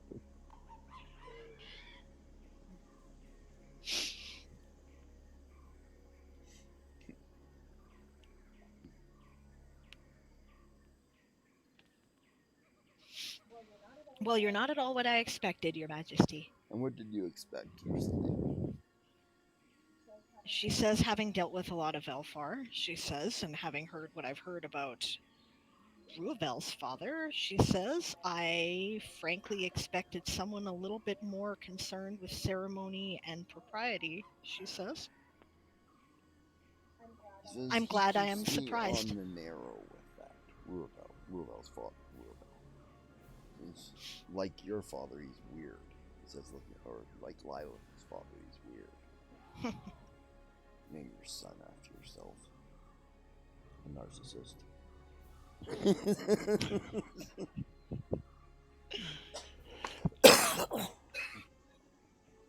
But, anyways, Ruavel Senior, Admiral Sunfall. Yes. Keeps me remembering when ceremony is important. See, I'd rather be out, hell, Kanafi, Veldara, somewhere, dancing and having fun. And, I'm a 700-year-old, 70-year-old. Right, she says. And I never wanted to grow up. I had to grow up. I took the throne when I was 72. So... Right, I remember reading about that, she says. He says, so I was always the king. Sometimes it's nice to not be the king. That's why I put Xerxes where I put him. So he could deal with some normal people and realize there are normal people there. People that he touches in their life, he says, looking at them, get hurt when you do shit like that. Yeah. He says, yes, Father.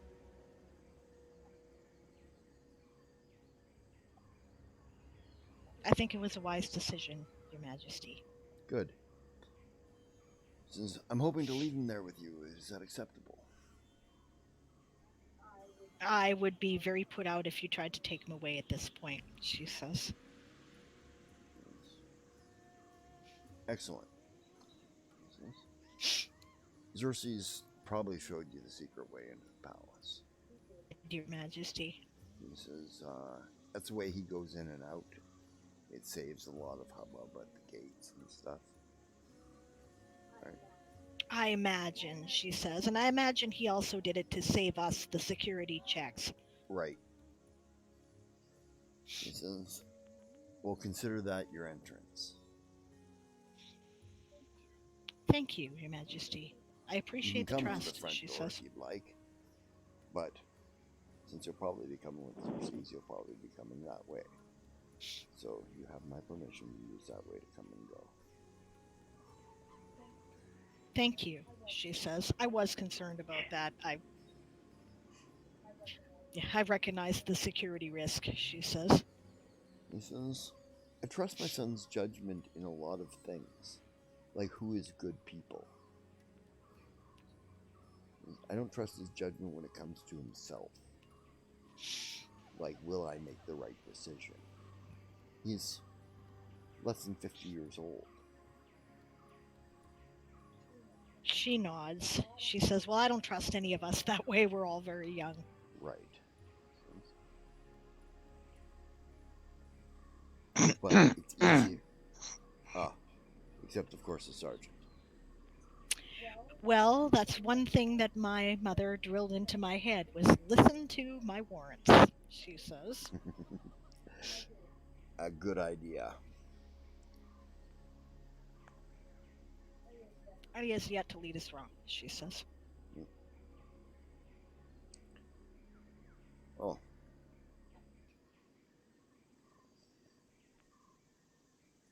All right, Celine's going out on a limb. She leans forward a little. She says, Your Majesty, I have a rather direct question to ask, she says, and by all means, if I am overstepping my bounds, I apologize and I will not ask, she says, but Arian is very concerned about what happened to his parents and their ship. Do you know? She says. Yes. Will you? He Would you tell him? says, She says. as far as I know, Arian, says, your parents are fine. Says they are looking for the way back to Avalon. Says the last time their ship contacted me was 6 months ago. Every 6 months, I'm expecting a contact very soon. He says, I haven't spoken directly to your parents, but they haven't reported any deaths that I am not aware of, I don't think.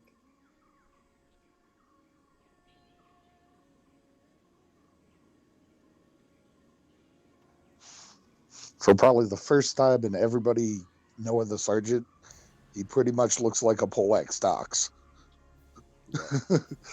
Yeah. Yeah. And he kind of shakes himself and he says, wait, they're alive? Because they're on a secret mission. He says, I'll tell you it wasn't my decision, but I did sign off on it. It wasn't my idea, I should say. It was my decision.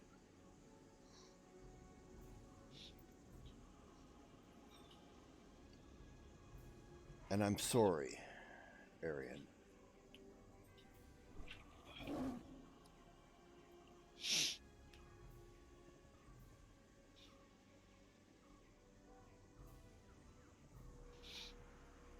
Did they volunteer? Yes. Nods. Since the whole ship was volunteers. Stupid thing.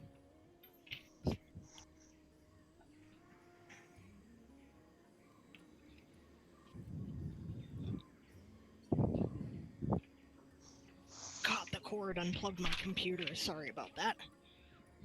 Being able to go back to one's origins is a very powerful thing.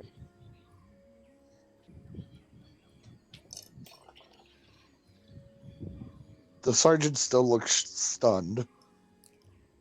And he says, Sire, my great uncle Galantir has been just as distressed as I have.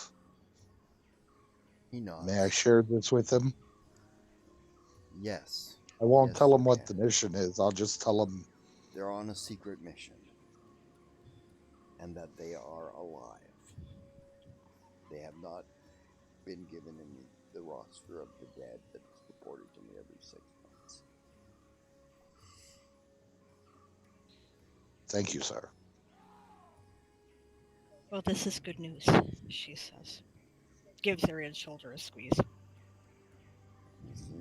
It may come a time when your ship may fall over.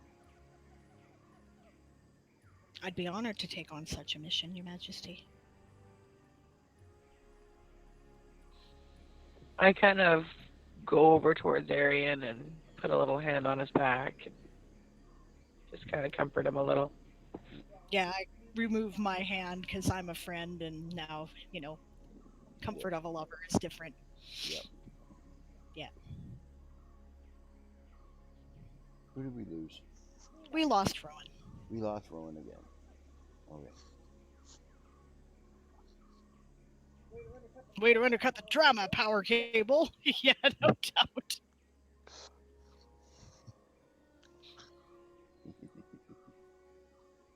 So, after a few Rowan's moments, computer decided to reboot, so that's what we're on. Yeah. after a few moments, the sergeant kind of stands up and picks up Yasmin, spins her around, and you can tell he's really happy. He's like, it's amazing they're alive after all this time. I'm so happy for you. Celine's smiling now, nodding, like, yeah. He says, I'm sorry that it was done to you, Arian.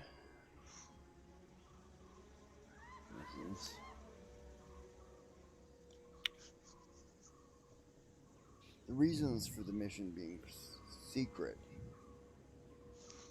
is we don't know what's there.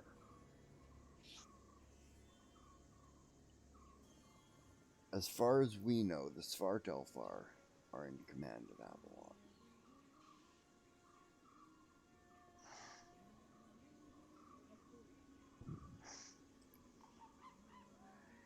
So we kept the mission secret.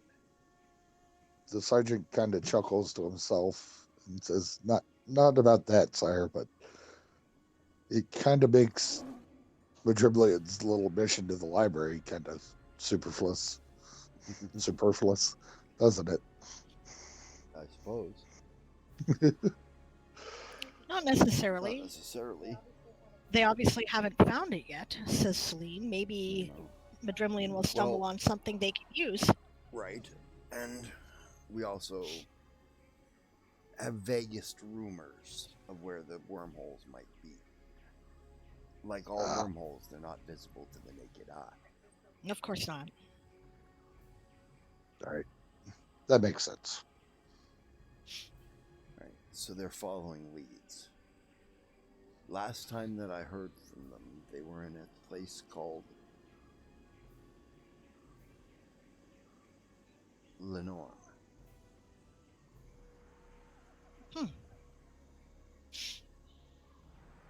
Searching for a passage to space they had not been to yet.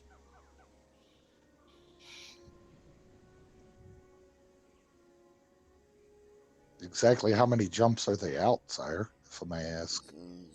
They've gone through, they're out in a passageway 2 jumps out of Draconia. It's only 1 jump back to Draconia from where they are, but it's 2 jumps to get there. Not as far as you might think, she says. Well, right now we're following an ancient map that we think might lead to another elven world. And they might know how to get to Avalon. Fascinating.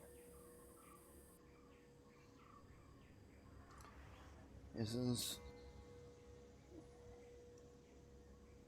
Star songs are Nunahi, he says. My mother was. I know my father as of the moment. Huh. He says. Very rare for a Starnalfar to be born to non-Alfar parents.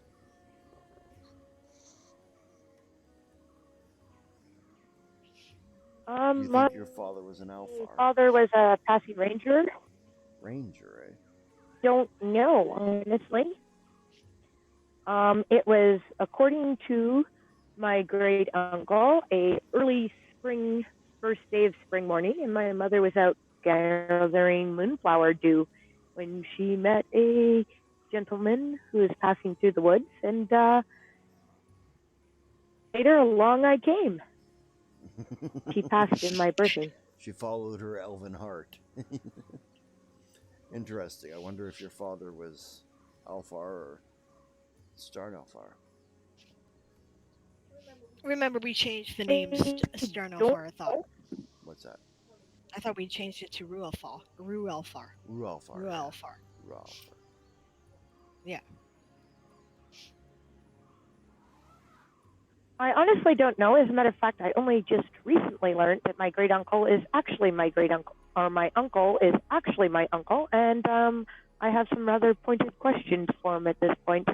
I imagine so.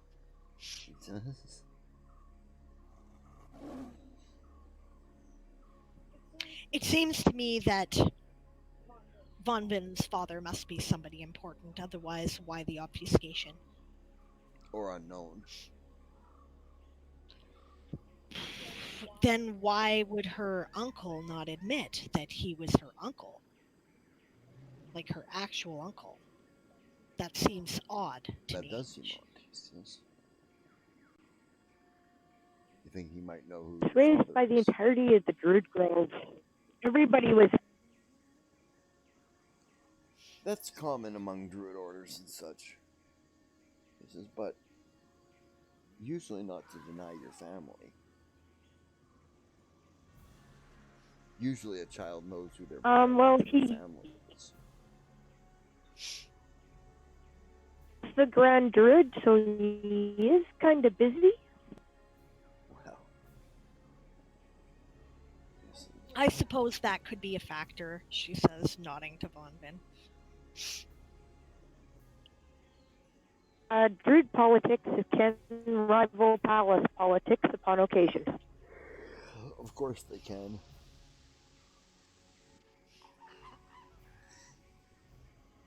Well, maybe he was trying to protect you from something. Assassinations are not unknown. And your uncle is Aliceus, the Grand Druid on the island here. That is correct, sire.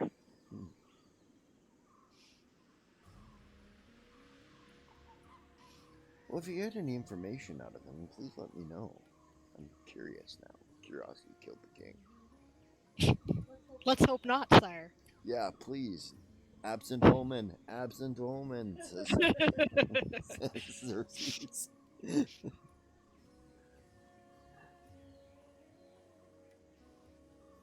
it where you'd like me to inquire about while I'm at that and badgering him? Oh, nothing important, he says. Just, I have a hunch. I want to know if it's true. You're 49, eh? Same age as Xerxes. Duly noted.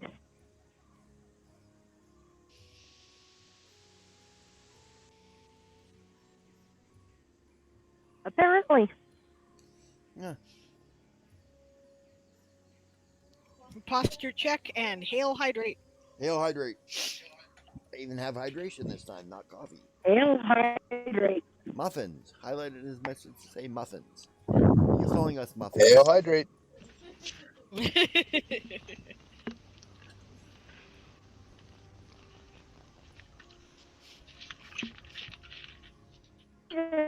that, or he's bragging that he has muffins and we do not? Gotcha. In which case, we just might have to kill him. Sorry.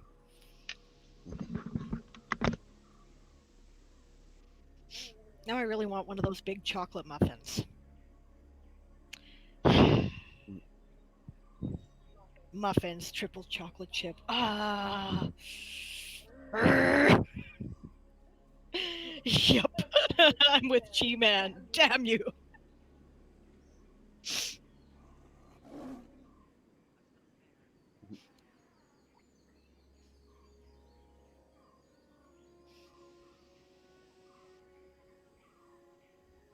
Chocolate muffins are just cupcakes pretending. Yes, but they're not as sickly sweet as cupcakes, and nobody puts that horrible icing on them, so they're good.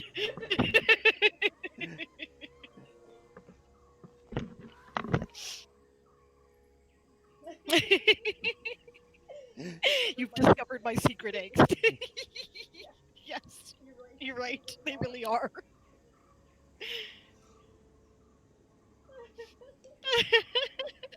Upset me. Are you kidding? I think it's hilarious.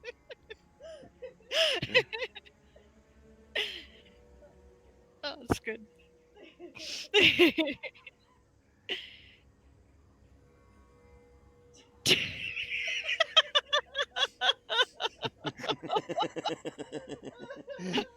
Powers appropriately. Totally through the screen and it cost me over muffin identification. Oh, that's hilarious. I promise I will not accost you over muffin identification.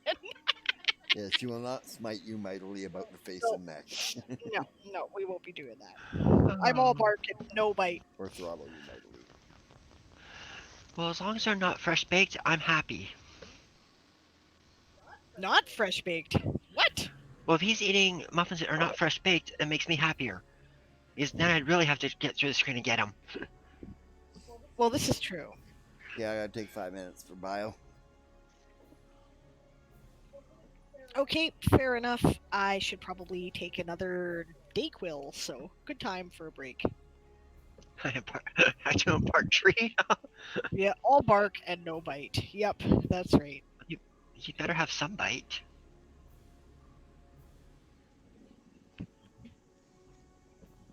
Yeah, we don't want to hear the details, Siobhan.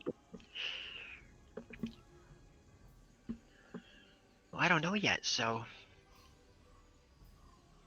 no details to give. Ooh, good shoddy song. No bite equals no muffin.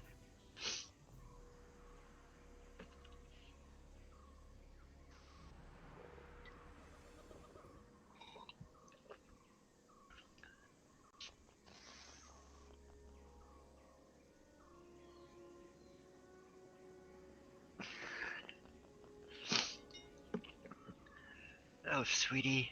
Sorry to hear that. Hopefully it's not snowing.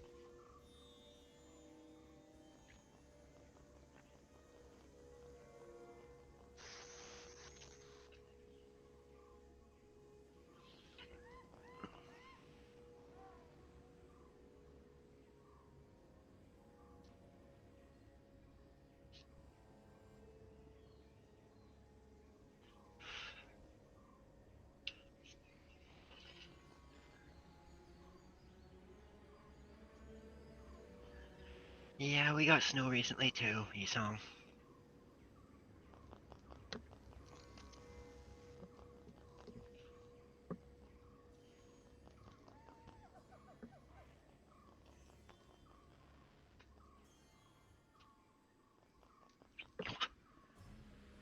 No, not into overbite.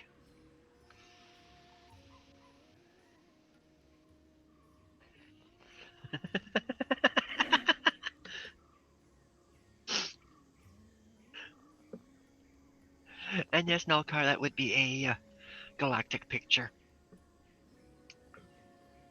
We just don't know which galactic core.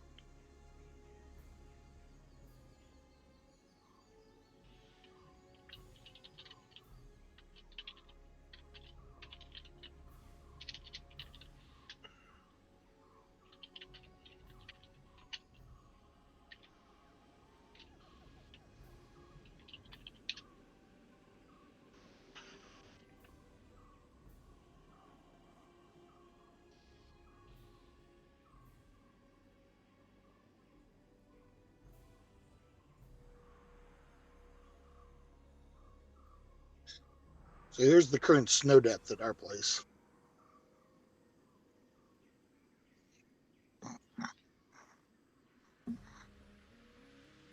I missed it. Me too. Me too. Oh wow. Ah, I see. Yeah, similar to here, actually.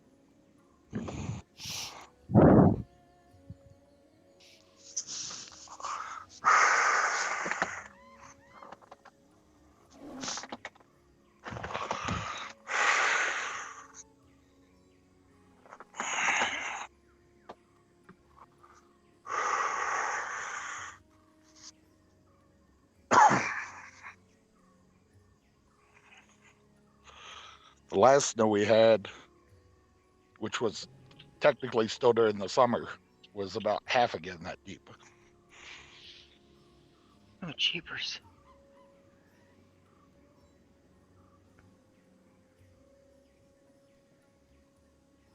Yeah, I think that was September the 8th or 9th that happened here. Huh. Yeah, that's an odd time of year for snow. Yeah. Yeah, especially in the desert Southwest. Yeah. I don't think I've ever seen snow in September, even here. I've seen snow as late as May. That was like long here. Let's see. I've seen snow as late as June and as early as August. Yes, but that's because you lived in the northern BC, the northern interior. That's true.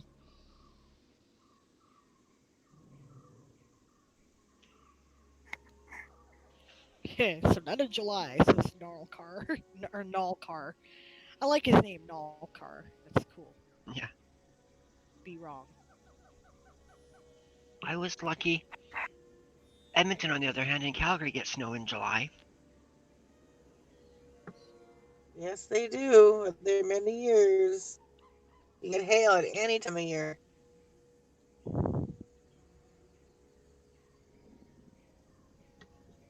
Yeah, we deal with hail during our monsoon season in the summer all the time. I've seen the snowplows out for the hail here.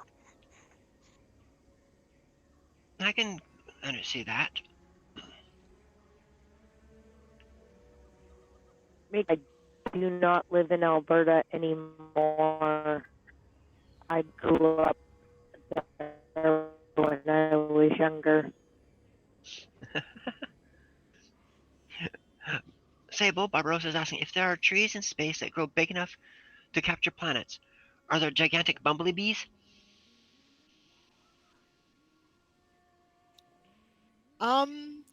That's a good question, but not really. Starseeds kind of pollinate themselves, actually. I wrote an article. I will find it. And I will put it in the chat. Oh, Banff is beautiful. So is Jasper. I It thought is a we bit of had a giant spoiler for bumblebees at one point. Nope, no giant bumblebees. Giant squirrels, giant mushrooms. Oh yeah, giant bumblebees, but they were giant in terms of like, bigger than murder hornets. They weren't like, space-sized bumblebees. So I thought that they were big enough that a halfling or a Lyraposa could ride on one. okay, reasonably big, but there's not space bees.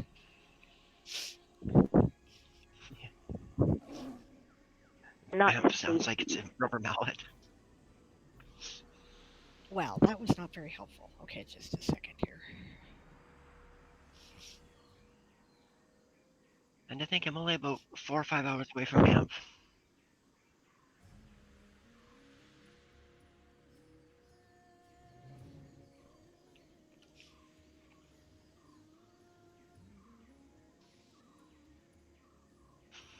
Despite living in northern BC in the Prince George area, I do not like the cold particularly overly much during the summer, and so Banff isn't, one of my favorite places to go. And the Bamp my is the fibro. sound a plastic bat makes when it strikes your head. Well, Barbarossa was thinking of a rubber mallet. Nope, plastic bat. Hollow plastic bat. Bamp. That's true. Like the big fat ones we had when we were kids. Yes. Yeah. Bam,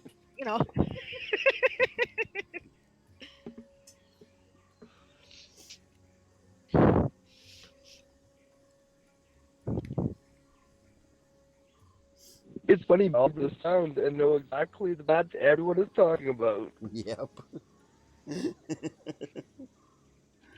I came up with that when I was about 15 and I went to Banff for the first time. And I thought, that's the sound that a plastic bat makes when it hits your head. Also, the sound that your plastic big wheels bike makes when it bounces off of the wall of your sun deck.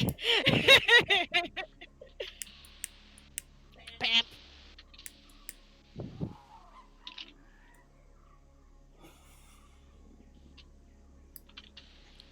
Yes, rubber mallets do Don't worry. more damage than you would think.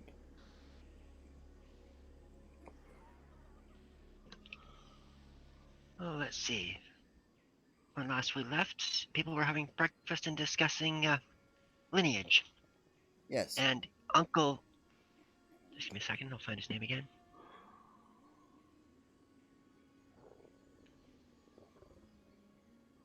Aliceus. Aliceus, yeah.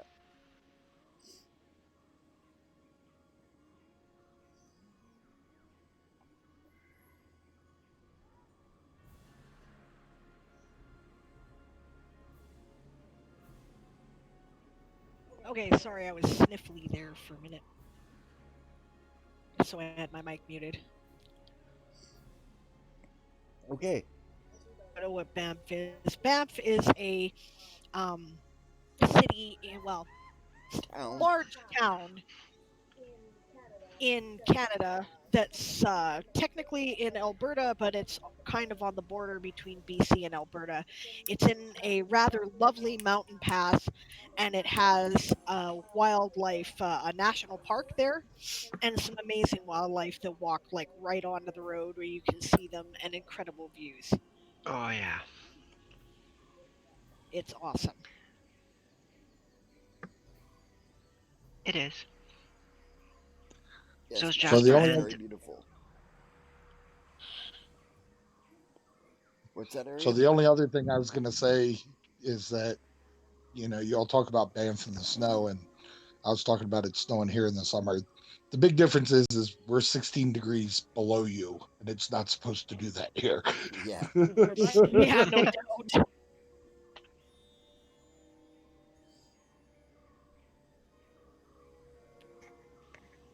Yeah, I know, Sparkles. Oh, that's good.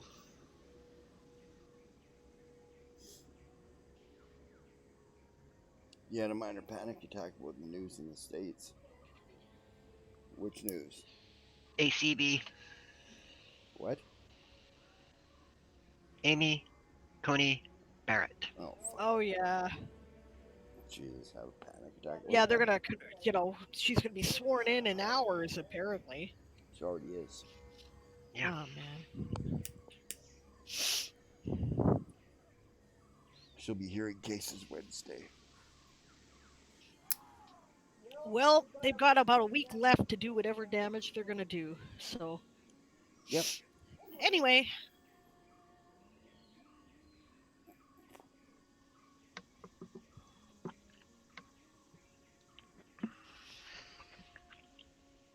Anyways, one way or another, I expect during my trip here, I'm going to resolve to some degree the mystery of who my father is, because if my uncle cannot provide, I will be visiting her of the sun and moon Good idea, he says.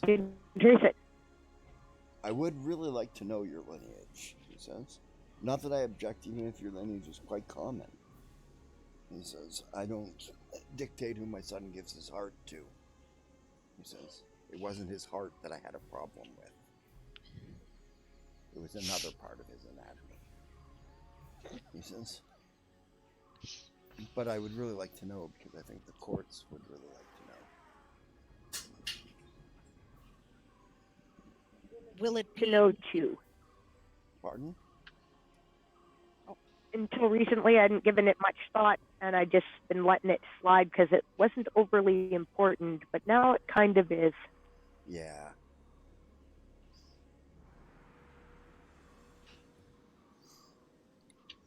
Well, you were saying, Celine? Oh, wasn't important, Your Majesty, she says.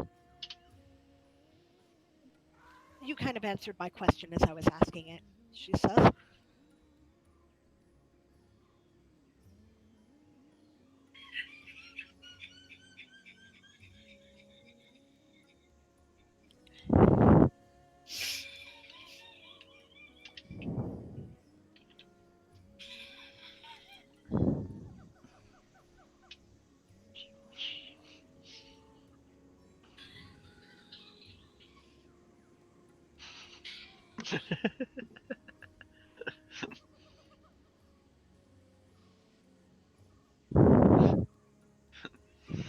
I hear the faint mating call of the stoner.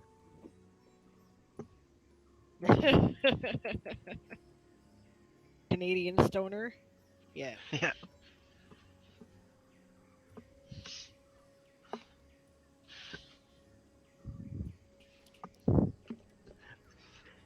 Yes, And I think am. Nalkar was trying to refer to genealogy. Not geology. No, actually, he's a geologist. We were discussing that in my stream yesterday. Oh, You and Chris will get on well, because he is also a geologist. yeah.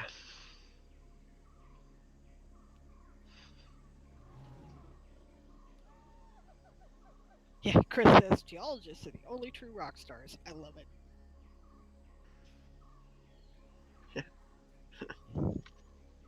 Aaron is just finishing his smoke. He'll be right back. He is listening, however, so as long as you don't immediately expect him to respond, we can carry on.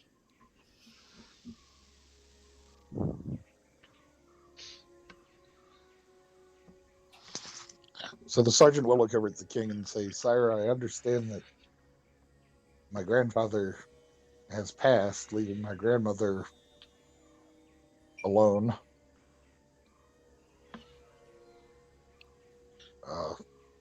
Does she know what does she need to know about my father? She, probably doesn't know about you. They're a little estranged.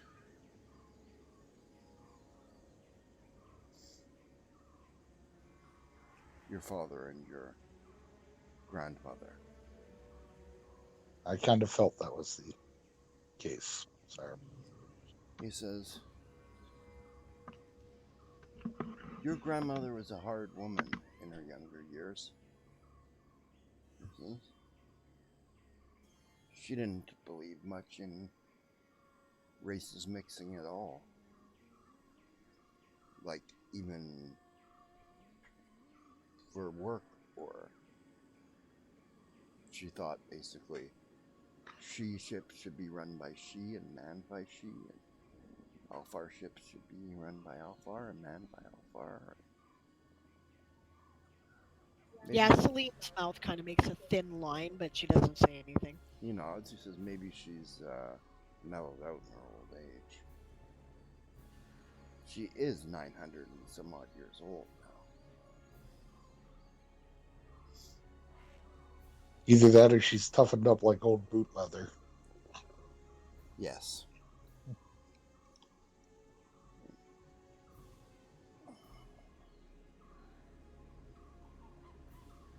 I guess that is a bridge I need to cross. Sire. Well, I don't know if you need to, but you do stand to inherit her property when she passes.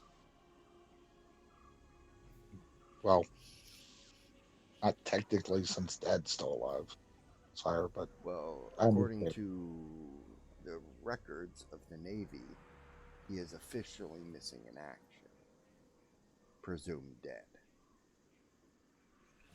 Yes, Which sire. means if the mission isn't over and he doesn't return in the meantime, then it passes to you, and she's 900 years old. Right. So it might come up.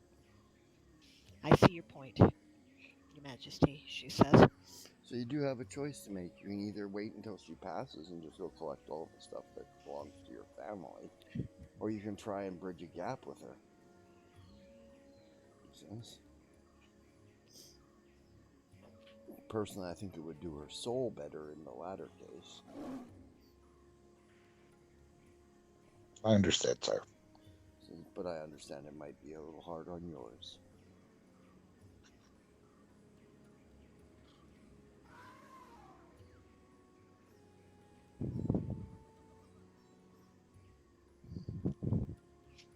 Perhaps I, Then says, maybe it would be a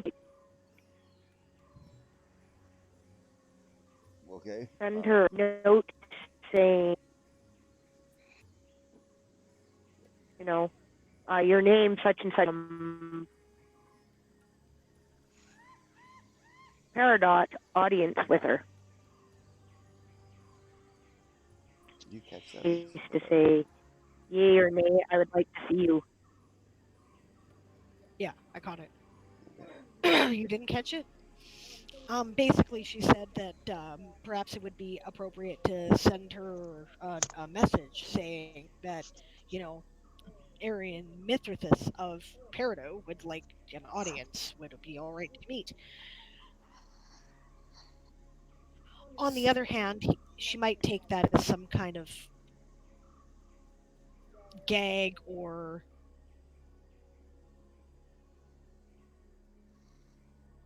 I don't know. She says, but I don't know. Like, would she?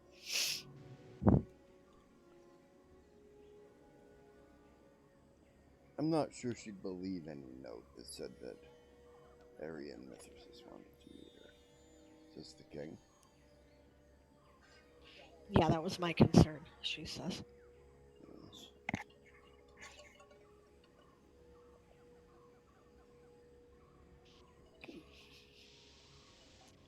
I only know of her because I knew his grandfather.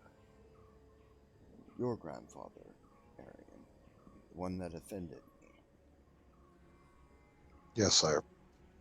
He says. And the offense was her fault.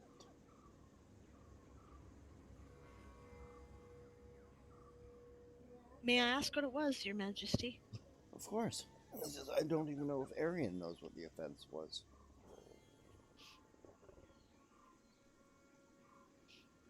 We only recently discovered his heritage in the past few days, she says. Says, well, Arian, no fault of yours or your parents, but your grandfather, right? I gave a duchy to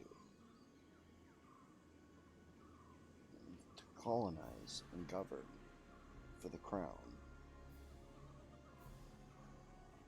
That would give him and his family a massive prestige. Your grandmother felt that the position was far too far out of civilization and basically convinced your grandfather that I was sending him off to get him out of my way. So we had a falling out. See, your grandfather, I made him a duke. He says. In other words, he had the right to challenge me. But I never made her a duchess. She married that.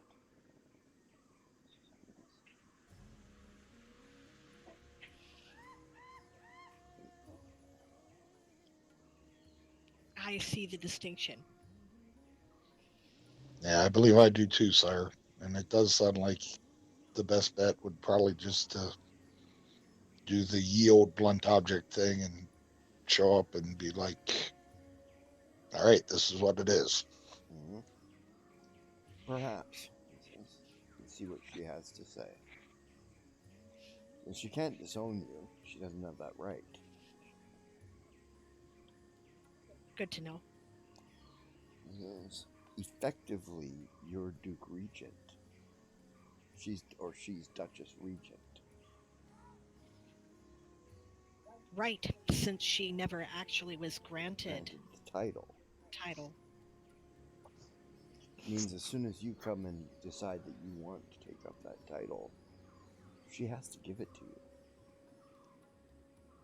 So I think it'll be interesting to see how she reacts to you. But I would not. Well, as long as you're on the island, I wouldn't worry about it. But because there are no assassins on the island. Right? But Are we sure of that, Your Majesty? no. I'm sure as I am of anything, though.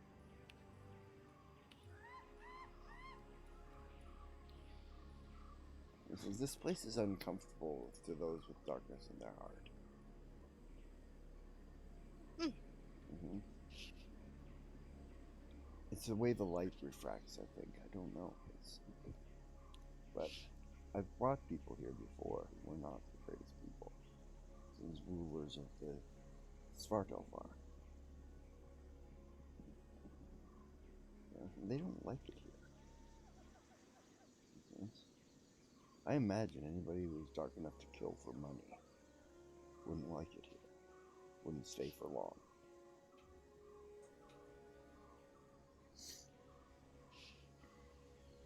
Ronvin says, we have a very nobody goes anywhere alone. So I am sure that if untoward doings are up, that odds are good we'll catch them before any real damage is done. Good. Jesus. No, Arian. Yes, sire. He says, I want you to do what you feel is right. He says, use your heart. I know that sounds strange coming from an Alpha. He says, but you have every right to take over that position.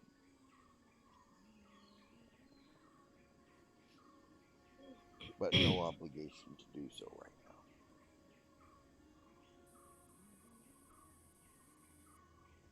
You understand? I understand, sire. Okay. I am a Marine, though, and duty compels and all that. And well, is your duty first to the Marine Corps or first to your duchy? I prefer to continue to serve, sire. But then I would prefer that you stay with the Marine Corps. Since she's doing just a fine enough job taking care of the duchy. I don't have any idea how good of a job you'll do. You're very young. You can't be more than what, 120? More like 90-something, sir. Okay, well, you got some wisdom behind your eyes then. He says, you know, I know how she's going to react in court. She's predictable. Predictability in court is much more important than having them on your side. Just knowing whose side they are on. So it would be to your benefit for her to stay in that position at this time. For now, until you're ready to devote yourself fully to it. I understand, sir. You could present yourself, she says, and then permit her to continue acting as Duchess Regent. You can appoint someone to speak with your voice on council. Yes, exactly. Mom does it, obviously, she says. Mm-hmm. Your cousin. I'm sure I must have met him long ago, but I barely remember. Yeah. My cousin. Yes. Yes. My mom's not a duchess, but she does have a voice on the council as a noble. She's never here, obviously. Right. Yes. And she is assigned as her proxy vote when the vote to the council is given to her nephew on her brother's side. Okay, that makes sense, sir. I think I have a better idea of how to go forward. Okay. Unless she's just a total mad raving witch to me when I confront her. Right. And if she is, then you have every right to cast her out of your bloody house. Listens. I don't truck with that sort of thing. That's why your grandfather offended me. Since I gave him the opportunity to strengthen ties between all of the elves of Peridot. And he said, oh, my wife's more important. Only because she didn't want to be around those kinds of elves. Right? He says, that doesn't wash with me. Yes. Your father was sent there because he had feelings for a Nunnehi woman.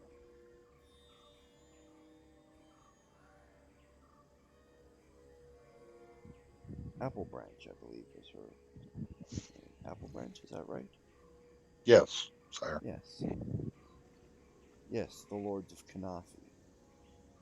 Noble family in Kanafi, and a very important one I'm given to understand.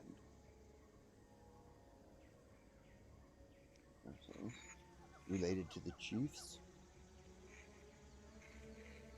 Well, I mean, everyone in Flowermark treats Uncle Gallantier like a clan chief, but I've never really seen him put on any kind of noble airs at all. The Nunnehi are not. Well, you're Nunnehi. What am I talking to you about this for? To the rest of you, the Nunnehi are not known to put on airs about their rank. They expect that if you know their rank, you'll treat them appropriately. Only see that, she says. Most she are the same way, depending on. That is very true. It's only us Alfar that get arrogant about the thing. Oh, and the Svartalfar. They get pretty arrogant about it too. I'll keep that in mind, she says. Should I ever meet one? My advice to you, should you meet one? I think we did, says Bonvin, and then we stabbed them, and I think one went to a prison. Oh, yes, that's right. We did meet them. I suppose you can call clashing swords and spells with them meeting them. If you meet one to talk to them, don't trust them. They feel no obligation to us. They feel like we are the original betrayers of their race. So anything they say to us is tainted with that.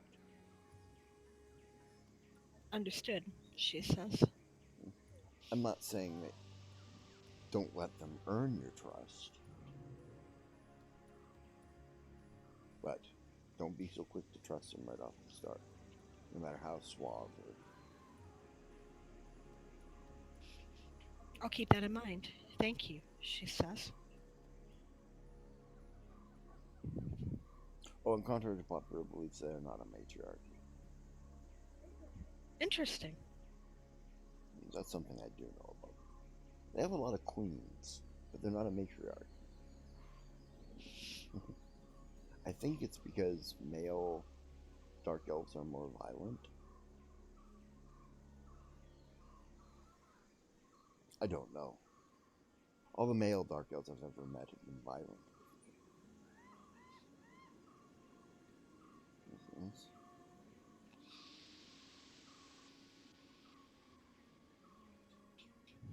And not a few of the female ones.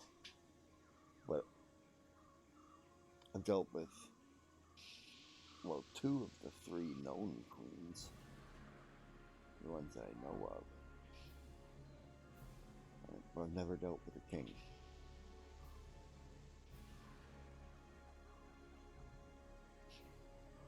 As well, the king in Velsira is honorific anyways.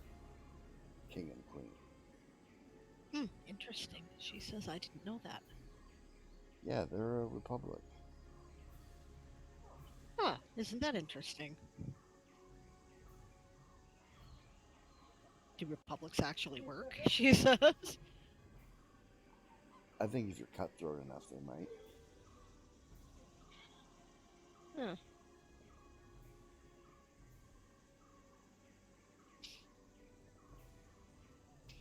I don't know, but they seem to make it work, and they've done it for hundreds of years.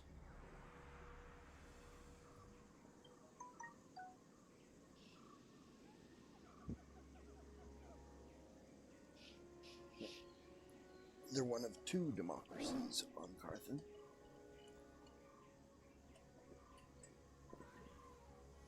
I don't really know anything about Carthan. Well, a little bit from what Madrimlian has told me, but Yeah.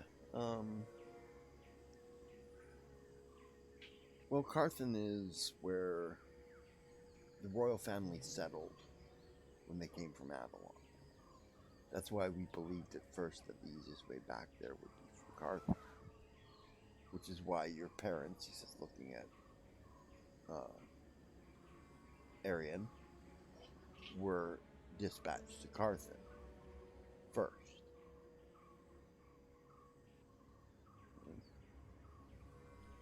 But we couldn't find any passage there. So they hired a seer. So far we've led us to 3 new worlds, 2 of which the Illyri knew about.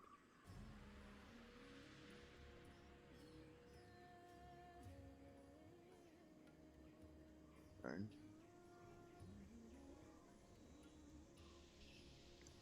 This is the seer.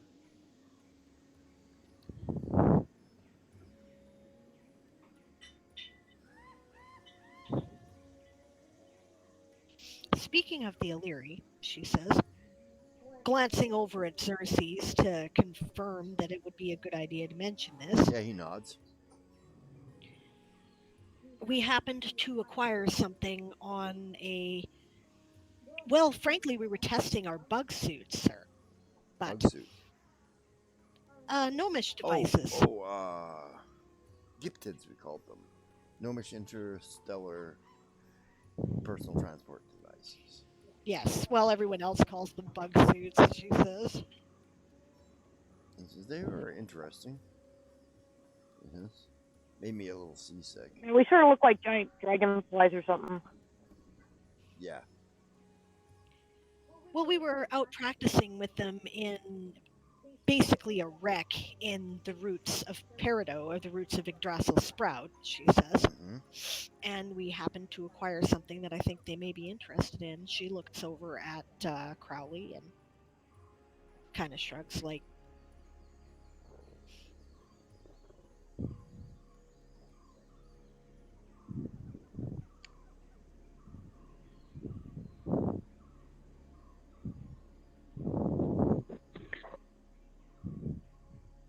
Skoten What's that? proceeds to pull. You're cutting in and out.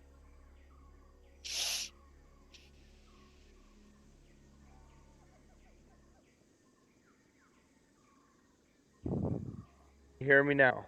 Yep.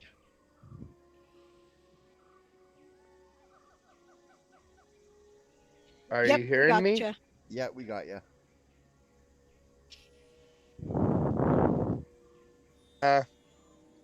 Crowley reaches into the scabbard he's got there and... That's what you mean? That's Starts what I to mean. pull out that sword that... Yeah, he looks at it. Says, do you mind? Extending his hand. Like, You guys were accidentally talking over each other. handed to him. Oh, you hand it to him? Okay. That's what I was asking. All right. Yeah, he lifts it and hefts it. Right? It's a big blade. Is that what I think it is, Your Majesty? I don't know. What do you think it is? I think it's the Royal Blade of Alara, Your Majesty. I would agree. How did it get there, I wonder? Well, she says, I understand there was an incident where the current Lear, as a younger man, Illyrian, I beg your pardon, was going on a bit of a joyride and ran afoul of some Navy ships. I believe they'd want it back, but they probably would want it quietly, she says. I imagine it would be a great embarrassment if how it got there was. Yes. What did you intend to do with it, Crowley?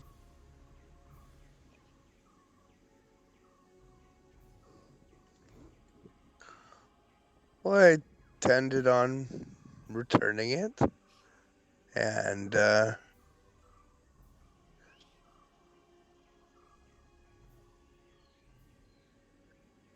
And, Your favorite. figuring it out as ever to help us get. pardon?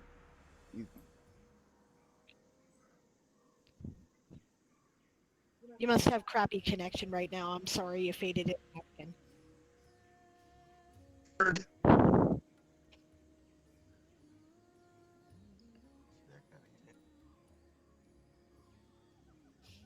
was intending on returning the blade, and whatever direction we were headed after that, was intending on maybe seeing if returning the blades in that direction. Ah, he says, I can see that it is. Or He says, ultimately, he says, the Navy answers to me in this space. He says, your mother's done diplomatic missions for me before. You're probably too young to remember. I am, but I'm aware of them, Your Majesty. He says, I think I'm going to send her on a diplomatic mission to Alara. He says, and you, of course, will be accompanying her. Right. When you get there, he says, I'll give you a writ to give to them to get you in to see the Elir. Thank you, Your Majesty. He says, my pleasure. He says, can you get me my scribe? He says to one of the servants standing over by the door. Yes, Your Majesty. He bows and heads out.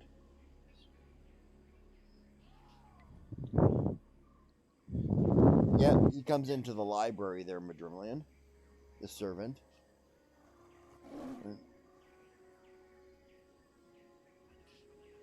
Who's listening to a stream? What? What are you talking about? Yeah, sorry. Are you listening to somebody else's stream? No. I forgot to unmute my mic when I started responding to you. Oh. Just somebody's doing a stream that had that dragon roar in it. No, I'm not listening to any stream. Wow. Weird. Just heard a dragon roar. So yeah, I will. By now, I've probably got several books in front of me, including birth records, plus my note taking. Yep. A servant comes into the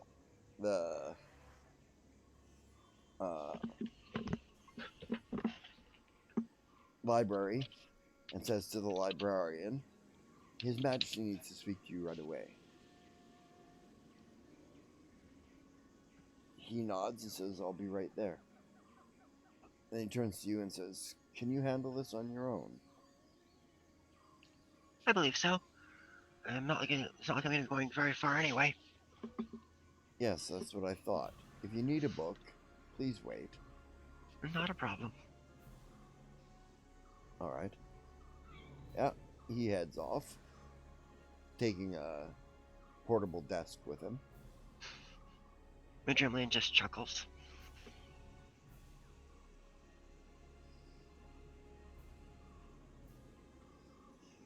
Barbarossa says, "Why is it always yes, Your Majesty? Why not mix it up?" Sure thing, dog. You bet your butt, Chief.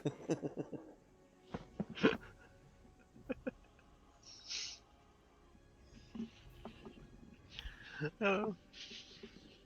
That's funny. Sable Radio streams performed in front of a live computerized audience.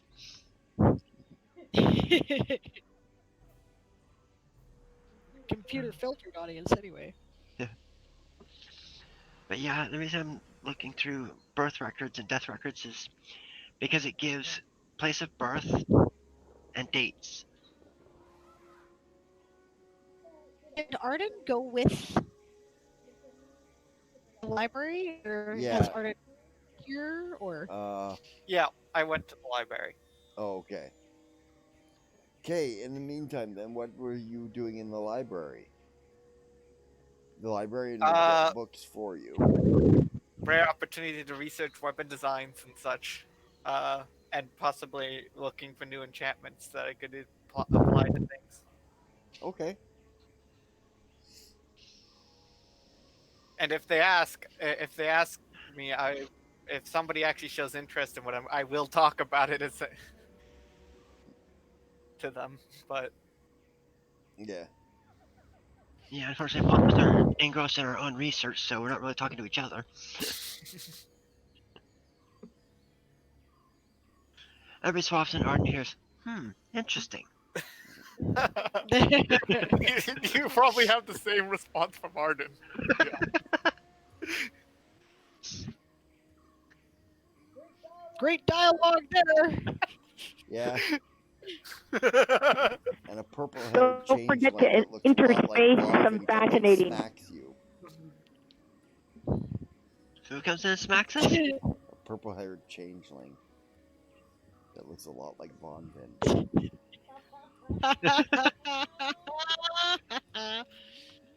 There's also I did.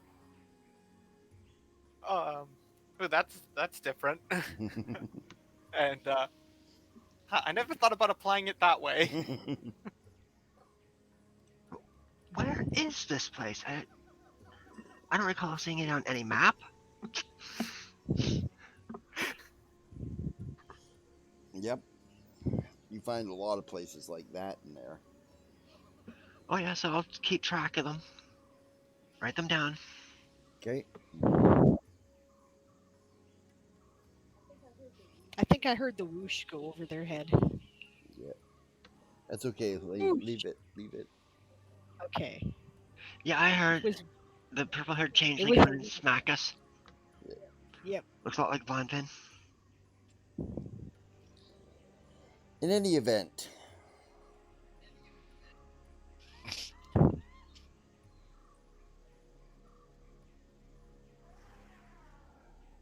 back at the people outside then, since we're in there. The king says, "Well, I really must get to work. This has been a good talk with you all.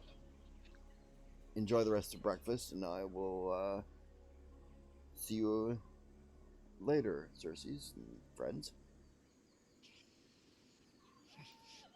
Okay, Dad. Guys, thank you for your time. He pats Von Vin on the shoulder, like with a fatherly type hand, squeezes her shoulder, and walks out. Yep. We'll stand up, and this is the king leaving, right? Yep. So stand up and bow. He's the king. Yeah, Yep. you note even Xerxes stands up and bows.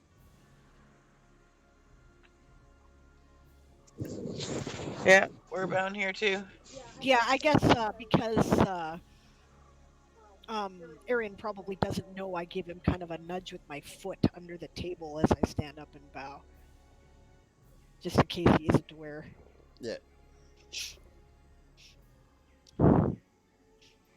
Oh yeah, and Yeah. if I didn't state before, Magellan did bow his way out of the king's presence when following the servant. Yeah. What was that, Arian? Arian does also stand and bow. Yes, of course. Okay. All right. And Okay. you're left standing out there on the deck by yourselves. Well, that went okay. I thought. Xerxes. I mean, Yeah, I think it went all right. Says Von. what was that? Oh, I was saying I think that it went amazingly well. I like him.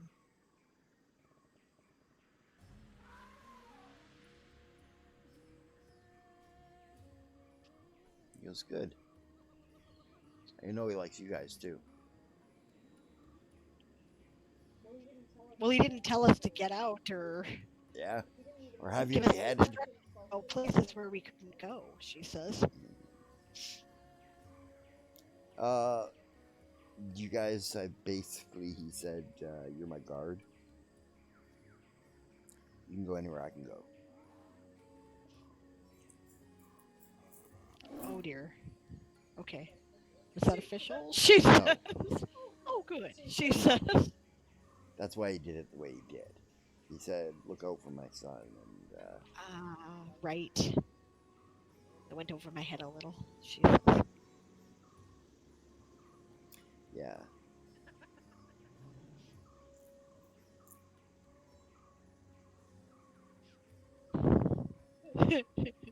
Does he have many of Xerxes' guests beheaded? Who knows? Says Siobhan. Perhaps thrown out of the window. Defenestrated.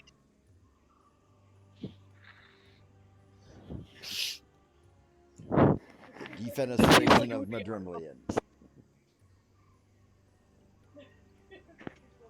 It would be hard on the floor to say.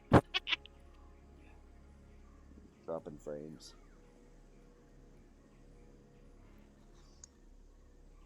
So, ma'am, we have today and tomorrow left on our leave, so I recommend we be about our business. Tower of the Sun and Moon. I think Druid you're probably Grove. right. Druid Grove, Tower of the Sun and Moon. Sounds like good times. And then the Mithrathis estate? Or the Mithrathis estate? She says, raising an eyebrow. Yes, before we leave at some point, but there are other pressing issues that need to be dealt with. I agree. Let's go to the Tower of the Sun and Moon first, shall we? Okay. This being about 9 o'clock, I think that's probably a good place. Yeah, that's a good place to call it. You guys make it to the Tower of the Sun and Moon. Thank you. We'll continue next week. Bye!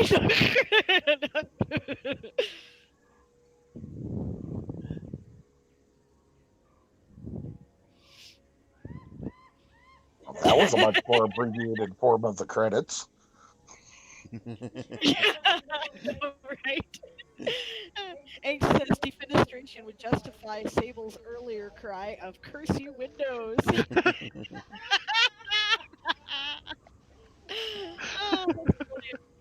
Oh, you're hilarious. Thanks so much for thanks so much for making the chat fun. That was great. Yeah. Well, I had a good time this evening. That was really cool. I was kind of like Baratheon. Yep. I hope he's more politically astute and not as hammered. Not as hammered, yeah. And unlikely to go hunting boar while drunk. Yeah. That's right. Let's hope. Well, at least he doesn't have a wife plotting to murder him, I suppose. Yeah. Yeah, she already died.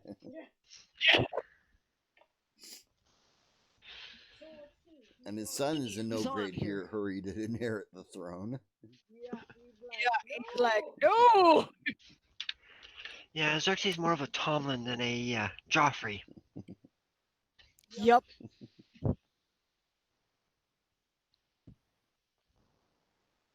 Well, Coffee Quills comes on after us. Is she live, or are they live yet? coffee and we have quills. What do we have? They are not. No, I got Channel Jorp. Well, thanks, Barbarossa. I'm sorry I was so sniffly into the mic today. I hope my cold is gone by next week. Should Yes, be. Barbarossa, you're amazing too. That's right. And thank you for trying to help me stay sane.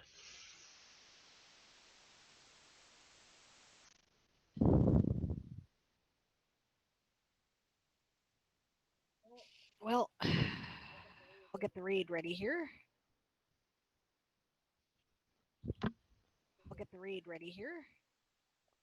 Well, she should be coming on soon. She's hosting us. I'll get the raid ready here. Hey.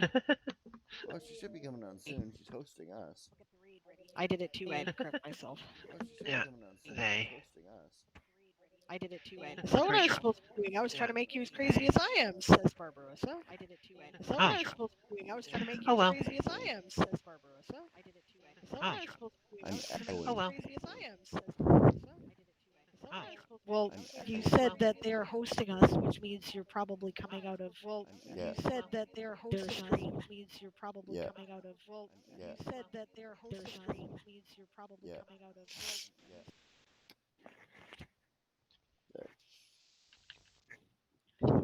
Well, that's okay, I'm hosting you too. But then again, I always host you.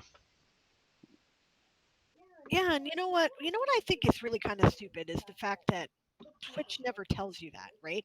I've got thanks. a bunch of people on a on auto host, right? And it never tells me who's auto hosting, me or who I'm auto hosting, right? And honestly, I would like to know that better. Like to know people who happen to decide to host because you want to know who your regular supporters are, right? Yeah. Unfortunate. Well, coming up this week, tomorrow we have Aaron on for Ask an Old GM. On Tuesday at 2 p.m. 2, which you haven't changed on the calendar yet for Nano. You're right, I have not, so I need to do that. Yep. I'll be on at 2 until 4:30. I think it is. I'll double check. I think. We have cat tax. Yep. This is how slow my version of the stream is. It just caught up to that. Yeah. Tuesday.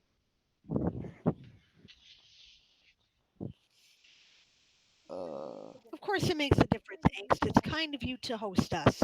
It always makes a difference. Yeah. The cool thing about when people host other people is that someone might happen by their channel and check out the channels that they're hosting, right? And that's cool. Yeah, we're gonna run until probably 5 tomorrow. I raid Kahuna all the time. I'm gonna stay on a raid Herald. Oh, okay, that's kind of cool. Yeah, we do try to raid Kahuna all the time. Although, to be fair, Kahuna had technical difficulties on Sunday, and therefore I was not able to raid him for Kahuna raids. Yeah. But I raided him for Kahuna Happy Hour on Friday. Oh. Yeah. That's like me. I usually raid Greg, unless there's another option. Yeah. Well, Greg's always on when you're on.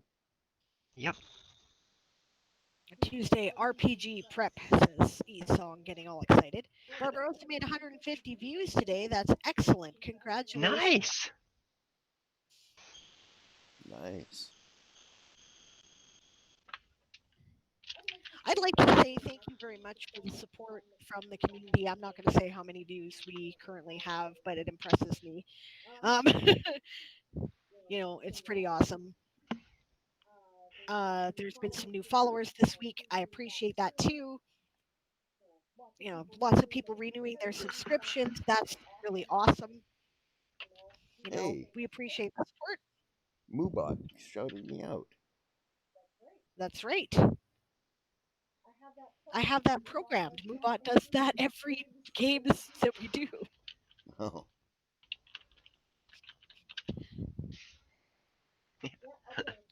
Aaron will be on tomorrow 2 p.m. till Pacific 5. to 5 p.m. Pacific. So, So Right. figure out what that is in your time zone. yeah, good luck. Okay. Add 7 of it to get to UTC. Yeah. Yeah, Fuja Day, the feeling you've never experienced this before, but will again in the near future. Yeah, I get Veja doo-doo. That's a feeling of I can't believe this shit is happening again. My usual observation when viewing the events of history, I suppose. Oh, Except I jeez. had more than my average number of viewers today, despite having canceled the scheduled stream and not announcing it anywhere, which is awesome. Yes, and thanks for hanging out with us, Nalkar. That's really cool. Yeah, that's really I cool. Yeah, mate. Yeah, on Wednesday I will be back with Diane Wrights. We'll be doing the last week of nano prep stuff. Mhm. That starts at 1 p.m. Pacific and goes to 4 p.m. Pacific. I'm going to briefly cover it's I do believe it's called Finding and Managing Your Time is their topic this week. I am hardly the person to ask about managing your time, but finding it for writing, I'm pretty good at, and I can share that information with you, and I will do that for the first hour or so, and then we will do some working sprints. That's my plan. Yep.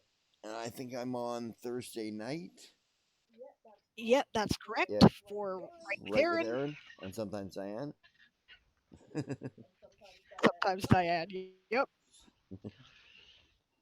In which And case we there, are going to actually be doing some word sprints, because I got to get into the practice of doing word sprints. Rather than yapping fucking time. Yapping the whole bloody time, yeah. And then I'll be back Friday for Ask an Old GM. And then Friday night for Right with Aaron. And Saturday for Right with Aaron.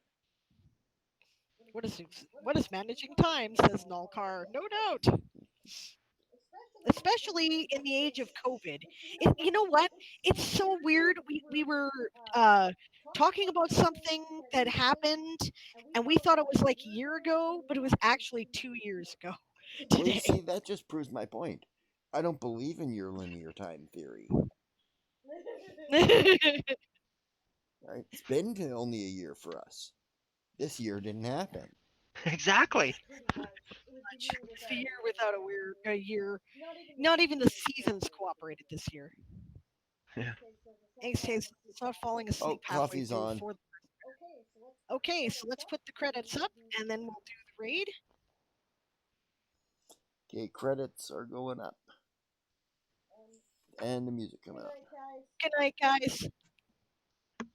Good night. Good night, guys. Night. Night. Good night. Alright, I'm gonna get off too. Okay.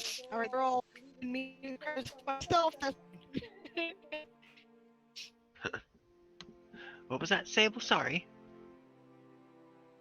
Good night, Garrett. I was just teasing. It's fine. Oh, okay. Everybody's leaving.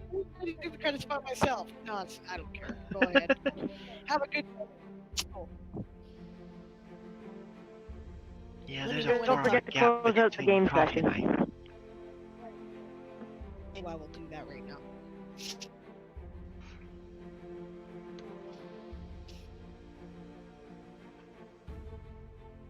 Are we good to go?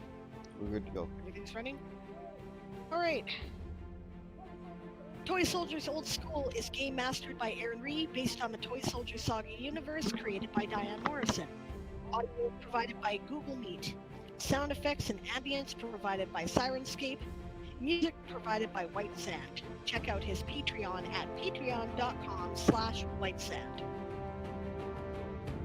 Mapping software provided by Campaign Cartographer 3+, Incarnate, and World Spinner with adaptations in Adobe Photoshop. Game gaming software provided by Fantasy Grounds, Hero Lab, and World Anvil. Check out our campaign at www.worldanvil.com/w/Toy Soldier Saga. Distributed under a Creative Commons Attribution License, the Toy Soldier Saga is copyright 1995 by Diane Morrison, all rights reserved. And the answer for that, there ain't days, is because we are dumb and have yet to change the credits. So we will do that by next week. Thank you for pointing that out. We need to actually do that. So we're going to raid Coffee Quills. Our raid shout is prepare to be boarded because we are the Sable's privateers. Thank you very much, and we will see you next week. Have a good night.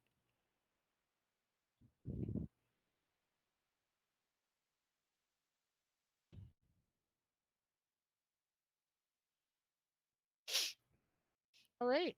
Are we out?